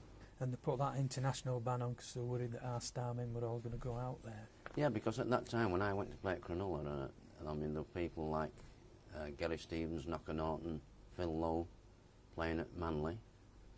There were people all over the place, you know, and there was a real drain of people going across there. So I think it was a time that probably our international team was just probably teetering towards that way, although that came a few years later. So I think they wanted to alt things and keep this game that we had with Australia, which was, you know, you wouldn't match that with anything.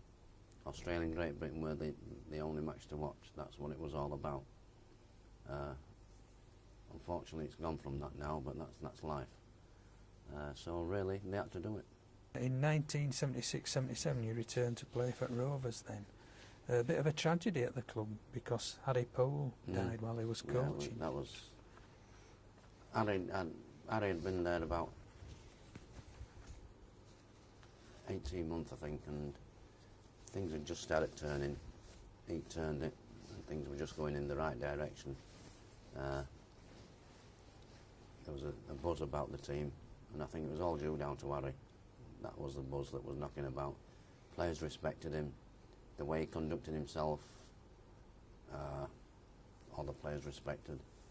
And the way he was in training, and the way he selected the side. He was the first coach at Rovers that selected the team. And I think he started changing everything, and the site started going from there up to there, and it was on its way. Unfortunately, he died. Players weren't, you know, it really affected them for a while, because everybody loved him over there. Yeah. And I think it helped us as well, because I took over as coach. They asked me to take over till the end of the season, and then they offered me it full time, and I agreed, and I just said to players, we're carrying on from where he left off. So I had a hell of a good start in my career as a coach, because he laid the foundation. I was the only person that Harry would travel with from this end, and we used to travel together in the car, and we used to talk a lot, and he used to tell me his ideas. So I had a lot of ideas of Harry's in my own brain. Yeah. So I had to make sure that what he wanted was carried on. That carried on for so long, then I started introducing some of my own ideas then, and things just went from good to better. In 77, so you were player coach at Okeana, and in 77 you went on the World Cup in Australia again. That's right. Yeah. Yep. And it was... That was under David Watkins. Yeah, yeah. And it was quite a successful tour. It was a good team, that. Yeah. I think we were a bit unfortunate that we didn't actually win it. Yeah, because it was like 13-2 in the final against Australia. And that was questionable, because just before that, before they scored the last try, we had a chance to score, and I think Billy knew he'd dropped a goalie, Billy Thompson. But it was a good game, and I remember it was a good team, that, and you know, David was coach, and the players just got on with it. They went out and they played well. They played some good stuff. And when you got back from the World Cup, 77-78 season, you won the BBC Floodlit Trophy. Yeah, we beat St Helens at Rovers. That was a good night, that, yeah. Yeah. That was really the first cup we'd won, apart from Yorkshire Cup. That's probably the first cup we'd won for I don't know how long. Yeah. And it was just the start. That's what started us. And it's something that we had to have before we could go on to the next stage. Yeah. We broke through and we beat Saints at home, and we beat them well that night. There's no two ways about it, we beat them well. And I think that set us up for what the rest of it that were to come. 78, you were in the Test series on home soil against Australia. Were you a bit surprised then to be? I think so, yeah. To be I picked? think Peter Fox were in charge, and I think I was a bit surprised that I got selected, yeah. It were at Wigan the first one. Wigan. You lost 9-15 Yeah. to Australia. It were a pretty tight series, because then we beat them at Bradford, didn't we? Yeah, and the Bradford one was a big crowd as well, to see it live on telly. I think people, after the first one had been so close, they expected a good match at Oxford. Of course, it was. Right, what a good game. There were plenty in it as well. Yeah. 18-14. We got beat at Headingley, I think, quite comprehensive in third one, about 23-6. Yeah, yes it was, yeah. Which were a disappointment after its second one, probably. I think that's when Boydie went about 50 yards straight up middle and scored under post. Right. Les Boyd, was it? Yeah. I've seen the film of the match at Odsall, and you put in a kick for Stuart Wright to score, and then you got injured, I think, in that time. Yeah, I went off at half time, yeah. Yeah. I went to catch a ball under post and somebody caught me. Right. While I was catching it. I think it was listed as a calf injury. You went off with a calf Something like injury. that, Yeah. So, and was that your final appearance then in I think Test so, matches? that was final appearance in Test football. Yeah. Oh, you went on the 79 tour. Oh, I did, And you got injured. I forgot about that one. After 3 games, that probably made... That's when I had it cartilage. Is that right? Yeah, we were playing at... where were we playing? Oh, hell. You were played for on wing for Leeds. Beard. 2 brothers. Growth? Growth. Yeah. Oh. In fact, where was it at? It was a tour match, country game. And I tackled him on one wing. Got up, and I was covering across the other wing, and I thought I've tackled him again. And it was his brother. All right. Because they both looked same, I thought. And they were both on either wing. I thought, well, all right, we're playing them, they don't wing. I'm trying to think, what it was. Yeah, because he played for Leeds, didn't he? Yeah, played for Leeds, yeah. You're a big, strong, fast lad, Oh, weren't you? that's hard. Yeah. In fact, his son plays now, doesn't he? For one of the teams. And I remember in that match, I thought somebody shot me with shotgun because I just blacked out. And my knee just... Cartilage went in 6 places, six pieces. So I finished up in hospital in Sydney, having an operation to put it right. Right. Did you come home then after, or did you stay? Well, I was coming home, but what happened is, with us being at Cronulla in 76, Carol, Kay, and her uncle were coming out on holiday to Cronulla, and they were going to watch a few tour matches. Then we were going on to New Zealand, and they were stopping and then coming home. Right. So with me being in hospital in Aussie, I decided then to have a fortnight holiday there and come home with them. Because I wasn't going on to New Zealand, my tour had finished anyway. Yeah. So that was a tour where there were about 4 or 5 came home injured, like Nashi came home, lap from Lee broke his arm, he came home. I think Big Jim came home. You know, there were a lot of people came home off that tour. So that was the end of your Test career, and you'd played 28 Tests and won as a sub for Great Britain. Did you ever imagine as a kid that it'd be like that? No. Yeah. We don't need, I mean, I set off with wanting to play once. Yeah. In a tour. Play with Yorkshire. But I was lucky that I got all this. Were you back for 70... 79-80 season. Yeah, were you back for that? Oh, right. Because you won the Division 1 Championship that year, which was quite a turnaround, really, for the team, wasn't it? In a short period, you'd won Division 1. Then you come to the 1980 Challenge Cup. How did the rounds go? I think the first round we played Wigan at Wigan. Now Wigan wasn't the team that they had been back then, but it was still a game you had to go there and win. And our record at Wigan wasn't brilliant. And I can remember playing scrum half that day, and I can remember just at one instance having to go at Pack and say, either you're going to have a go or I'm going. And it just changed, and I think the first team we beat were Wigan at Wigan, and then we went on we kept drawing all these teams. We finished up drawing Halifax, who were a second division team at the time, in the semi-final, and Hull had drawn Widnes. And it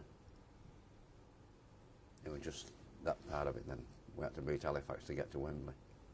So if we couldn't beat them to get to Wembley, we weren't going to beat anybody. We were never going to go. And that's no disrespect to Halifax.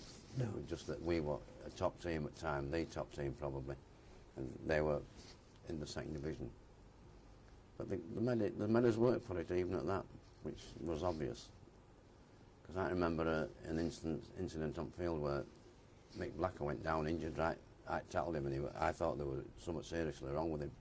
So I'm waving to the referee to stop game and get somebody on to see to him straight away. I mean, it didn't matter if it was semi-final or what it was. I thought he was seriously injured. So I think that stands out more than anything to me. And then obviously at the end, when Ulster went and we'd won it, and you know, Sully, what first bloke I went to, because he'd played all them years and never been at Wembley, and I had, and we'd never been at Wembley. So it was me and him, back end of his careers, and we're going to Wembley together. Yeah, because you know, you're one of the greatest players not to have played at Wembley up to that Could point. have been. Yeah, and that was the last of your dreams, wasn't it, really? Yeah, right. You're going right back now, right to being 8, 9 year old. What do you want? Yeah. And this is it. I've done everything else. I've been to the other side of the world 6 times, and I've never done this. Did Wembley live up to your expectations as far as the atmosphere and? Certainly did. And of course, the old joke was, we're the last person out of a police switch off the lights on that day, wasn't it? Yeah. Massive crowd. It was just the week build up in Hull, leading up to it, getting all the preparations right. Starting off after the semi-final win, we played Widnes at Widnes, and Ron Turner and myself stayed over in Widnes so that we could travel down to London next day to pick an hotel and to sort everything out, like the banquet after the, and that's when it all started for me. And we finished up taking, Wakefield had been there a couple, either year before or year before, I think. Wakefield had been there and been to an hotel at Egham. We picked that one and we went down and we stayed there, and we trained at Windsor Rugby Union Club. And it was just the build-up, the week going up to actually travelling to Wembley. The build-up in Hull was fantastic, doing lots of things with Hull as well, because obviously with it being one town, it was just marvellous, just a marvellous place to be at the time. Then the travel down to London, the actual training sessions at Windsor, the actual session about going to Wembley on the Friday. It was all there. You knew what would come in, you were expecting what would come in, but it was all fairyland, if you want to put it that way. Yeah. And then the day of the match arrived. Some jokes along the way, it was brilliant, you know. But the day of the match came. Remember everybody being ready, everybody went, got onto the ground, walked out onto Wembley, about 1:30. Only about 30,000 people in. And they started, and hairs on the back of my neck stood up. And I thought, I'm going to have to get my backside back in there, because I'm player coach. I'm supposed to be calm here. I've got to tell these players. And we've got to reiterate what we're going to do when we get out there. So I went in, it was unbelievable. And then stood in the tunnel before the game. It's a marvellous feeling. Then to walk out, that was unbelievable. The noise as you come out of the tunnel. Unbelievable. Yeah. And then, you know, everything was captain, but a marvellous weekend, because not only was it just Hull and Hull KR, Queen Mother were there as well. So you couldn't ask for anything better. No. And then time came, we kicked off. It was a tight game. And I always remember, last thing I said to lad, well, be careful, because this referee should have sent somebody off 10 years ago. And he didn't send anybody off, so be careful out there. He'll not make the same mistake again. This is first Wembley he's at since. And after 13 minutes I broke my jaw. Yeah. But you stayed on, didn't you? No, I stayed on, yeah. Did you know you'd broken? Oh, Could yeah. you tell? Yeah, it was on one side of it. And I remember then, because I went to tackle Knocker, and I missed one of his legs. Other boot hit me in the jaw again. It put everything back in place. So I thanked him for that, and we carried on. I think I went in cuckoo land for about quarter of an hour after, a bit lousy. But Alan Agar took charge at side then. He did a good job, kept us on straight and narrow. And the match came. We scored that try, which we tried in training 26 times, and it hadn't worked at all. Couldn't get it to work. Either Steve Hubbart's timing were wrong this particular time, or Brian's were wrong, or the ball didn't get there quick enough. All this didn't work at all. Put it on first time on match, woof, straight over. It was unbelievable. So off you went. We started making a lot of mistakes during the match. Lost a lot of ball. Could have cost us the match dearly, but at least on the day we showed that up to a point we could tackle a bit as well. We weren't only an attacking side. And then I remember in the last few minutes Millward came on because Steve Hubbard had been injured, so we got Millward. Millward come on for Paul Rose, and he came on and said, "Come on, let's keep going. There's only 8 minutes left," and I couldn't believe it. Because I thought there were half an hour or more, and he said, "Come on, there's only 8 minutes left." So he just kept going. And also remember in the last minute, we've got the ball coming out and Len gave a free kick away, so they got the ball for the last couple of tackles at us. But when that outer went, it was just unbelievable. And that was another one under the belt. And I will honestly say now, because I put a lot by Test football. To me, that was the biggest accolade you could ever get, to play for your country in a Test match against Australia. And to be quite honest now, when people ask which is the best game or the most important game you've ever played in, I find it very difficult to break down between Wembley and the third Test on the Sydney Cricket Ground in 1970. And I find that very, very difficult to split it between those two for different reasons. And both had its own reasons, like being an Englishman with 72,000 Aussies around you and you've just whopped them is a nice feeling. Being play coach of a club that's just won at Wembley and you're just ready to go and get the cup is a nice feeling. So I've got those two that nobody never take away from me. Yeah, fantastic memories. Yeah. You retired as a player then at the end of that season, was it? They always say that you know when to retire. Yeah. I knew when to retire because I broke my jaw 4 times in 10 months. And the last one was a beauty. 18 football against Batley. And I passed the ball and he got there as quick as he could. But I thought, well, what a way to go. But that's life. When you were younger, you might have got out of the way, but as you're getting older, like I went there on that day because we got a lot of some good little young ones in 18, and I wanted to help if I could. And I'm coming back from a broken jaw, so I went in, played a few games with them, and just hoping to bring them through. But unfortunately, that happened. So that was time to say get out. But I'd say to anyone these days, you play as long as you can do while you're fit enough to play, because you're a long time out of it. And while you're there, make your mark. And to reach those... There's no second chances at this game. No. To reach those heights, it's hard to replace that with anything, isn't it? Yep. In life. But you get there. Yeah. There's other things that you can enjoy. In 80-81, you coached the team to a premiership win. Yeah, then... The coaching came then, where I was just concentrating on being coach. And one of the big things we had at UKR, there was myself, Johnny Moore, Jed Dunn, and Dave and John Edson, and Dave was in charge of the youngsters there. We had a good Colts coach in John Edson, and the main priority, what we said then, is that we'd like to change training if we want to make it interesting. It's not the mundane thing that we've been used to, just coming and running around the field, doing this, doing that. Let's try changing things. And there've been some things happening in Australia where they started going to America and things like that. And then I got the chance later on to go to to go to America, to the Chicago Bears, and going to camp with them for 10 days and have a look at their training methods, which I found very, very interesting. And a lot you could pull out of that and put into rugby league, as long as you knew what you were doing and realised that the games were totally different. And it was a marvellous experience. Was it a thing with them on the fitness or the strength? That It was fitness and strength. Yeah, I mean, I went into a gym over there, and it was amazing. I mean, I thought I'd seen machines and that, but nothing like what they were using. And it was just incredible, what the facilities that they had, which obviously we haven't got.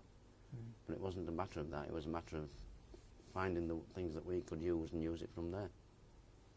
Yeah. And that became a quest, if you want to put it that way, that I wanted to conduct myself as a coach with all the new methods that were happening and change training so that people came to training and you know, one training session wasn't the same as the next training session. And it was hard, and it's hard to vary things like that, but we managed it. And I think from that we got people with fresh thoughts going on into matches and things like that, and you'd like to think that what we did on the training field helped the players when they went out onto the park. It gave them new ideas, and it gave them belief that they could do things. I mean, there's many a time in training when we've probably had a little game between ourselves, and I'd give as many bad decisions as I can, and just to see if they'll react in the right way. Because, you know, I mean, they get onto that field there, and if a referee's giving them a bad time, you know, they're on there on their own. They've got to be able to react to it and do the right thing. Yeah, you don't want their heads going down. No. Yeah. I mean, I used to do all sorts of things like that, make it hard for them. And the Aussies, of course, went for it in a really big way, didn't they? Yeah. And that's why they came over, was it in '84, and shocked us by being so big, so fast, and going for 80 minutes. You lost the Challenge Cup final, 81. Yeah, Widnes beat us, yeah. Yeah, Widnes, because they were going on a run then, weren't they, as well, Widnes, yeah. And was that, so that was the following year, you'd gone 2 years on the trot? 2 years on trot, yeah. Right, and what, how did that match go then against Widnes? We got beat, I think it was about 18-5 and something like 13-5, but never really in game. One of them games, you think you're doing a lot and you're doing nothing. And young scrum half, young Greg, he scored a cracking try, and I think that broke everything up, and I think they were only one team in it really in the end. Yeah, because Andy Gregory went on. I think I made a big mistake in selection on that day where I should have taken a chance and put a young lad at full back, but I didn't. I pulled David Hall out of loose forward and put him back at full back. Just thinking back to the year before, I should have picked the youngster at full back and gone from there. Because a couple of weeks later, I had to play him in a Premiership final against Headingley, and he had a blinder. So I could have seen him having a blinder on Wembley as well. Yeah, but because he wasn't sort of kid where Wembley had affected him. No. He was just one of them lads that you could chuck out, and he'd just go out and play. Yeah, but we're all wiser with hindsight, aren't we? Yeah. It's the thing, isn't it? It's regrets. But Andy Gregory, you say, had played for them at that time. Yeah. He went on to become a Great Britain scrum, cracking player. Yeah. Who was coaching them? Was it Dougie? Dougie Morton at the time. Also, two old mates on tour, then clash as coaches. So in '83-84, you won the Premiership again, which is quite a good record you're building up there. We've got a good thing going. You know, we always seem to be in a final every year, which was, from what we'd had 10 years previously, was good. And you know, it was a nice time to be at Rovers. It was a good time to be at Rovers. And were you bringing in players besides the local juniors? Did you bring in any players? Quite a few players came in. You know, we got people from Australia as well that came over and played with us. Mark Broders, Gary Prome, Gordon Smith, people of that nature, and it was a good side. It was a good side. Because winning at Wembley and getting to Wembley produces more revenue for the club as well. It enables them to spend as well. And then we had a good. We imported quite a few players from Australia. Gavin Miller, looks forward. Yeah, Gavin came out. Yeah. I mean, don't forget, for 1 year, Gavin was the best player in the world because he won the Man of Steel here went back home and played for Cronulla and won the Rothmans medal there. So you don't get any better than that. No, no. When did he play? He played at Wembley in '86 for you then. Yeah, he pulled an hamstring in the dressing room before match, before he went out. Yeah, and they said he looked as if he were limping or something, didn't they? Yeah, yeah. But, I mean, the team sheet was into referee. Everything was done and dusted. Nothing you could do about it. No. And I just said, just get out and do. Well, we can only do what we can do. Because he was a key man for you at that time, yeah. Yeah, yeah. And when you lose him with his speed because of the leg, like it's a big knock, isn't it? Yeah. And you know, we played Castleford that day and we didn't really play well at all, and we could have still won it in the last minute with a goal kick. But it wasn't to be. And it would have been an injustice for us to have won it, because Cass were the best team on day. Yeah. How did you feel that day? You must have been torn between the two, were you? Torn, and you know, I was torn because we got beat, and it hurt me that we got beat. But it's my other club. Yeah. And choose what you say, you know. We used to play at Ulkayar, and I love Ulkayar. There's nothing been better in my life than playing for Old Kingston Rovers, and I love the place. But even in the early days when I first transferred over there, right up to now, I look at Ulkayar, then the next squad I look for is Cass. And that's how I am. I'm a Cass lad, and I'm proud to be a Cass lad. Yeah. I've been very, very lucky that I played at Old Kingston Rovers with a crowd like that. In 83-84 you were Division 1 champions again. 84-85 beaten Premiership finalists. So you were up there challenging for everything. And everything went till about 86. Then from 86 everybody, I think financially, I think we're coming back to money again, which everybody does. Where we should have been then, getting new players in. The juniors weren't coming through as they had been. It was just happening. And we just, from there, we started going down. And then it became, as a coaching job, it became a very hard job then. We were trying to get kids up week in, week out.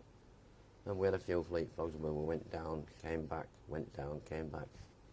And when I finished in 91, my priority that year was, okay, I'm finishing. I told them in September that I was finishing, because I wanted to give Ulkayar enough time to sort things out and get somebody in to take over. And my priority was that year that I left them in the top league. Right. And luckily we did it. It was hard work, mind. Yeah. It was hard work, but we got there and we stayed there. Then you went and coached at Halifax. How did you go on there at Halifax? It wasn't a bad time to start with, you know. It was good. Enjoyed it. There were some nice people there, and but I don't think it was really. I think I didn't do myself justice. I think I rushed into it. I should have given myself more time away from Rovers, and just had a rest altogether. But as it was, I went straight back into coaching, and it wasn't right from the start in my own mind. So I think I probably didn't do myself a good service by it, and I probably didn't do Halifax as good a service. And then a couple of years later, York asked me to go, and I did first team there for 6 months or so, and then parted with them. But seriously, I think Rovers was the only place I really went to and coached. Yeah. Because your heart was in it at Cass and Rovers, and then the others. It's hard to come down from that, all the success you'd had as a Great Britain player and team player. Yeah. So it's but you've never contemplated. Did you no, say I've never after York contemplated that's it? I've had my time at Gem. I've enjoyed every minute of it. So you know, it's time for the youngsters now. Let them get in there and start their bit. Unless you want to name a greatest team, would you like to name? Is there too many? I did this for my book, and then somebody else asked me for an Aussie magazine. We could be longer than we've been here for this. So I've had a great time in rugby league. I've loved every minute of it, and I have nothing to come back for in rugby league. Okay, Roger, that's been great. Thanks for coming along. As I say, it's been a good interview. Really enjoyed it. Thank you. It's been a pleasure. Thank you.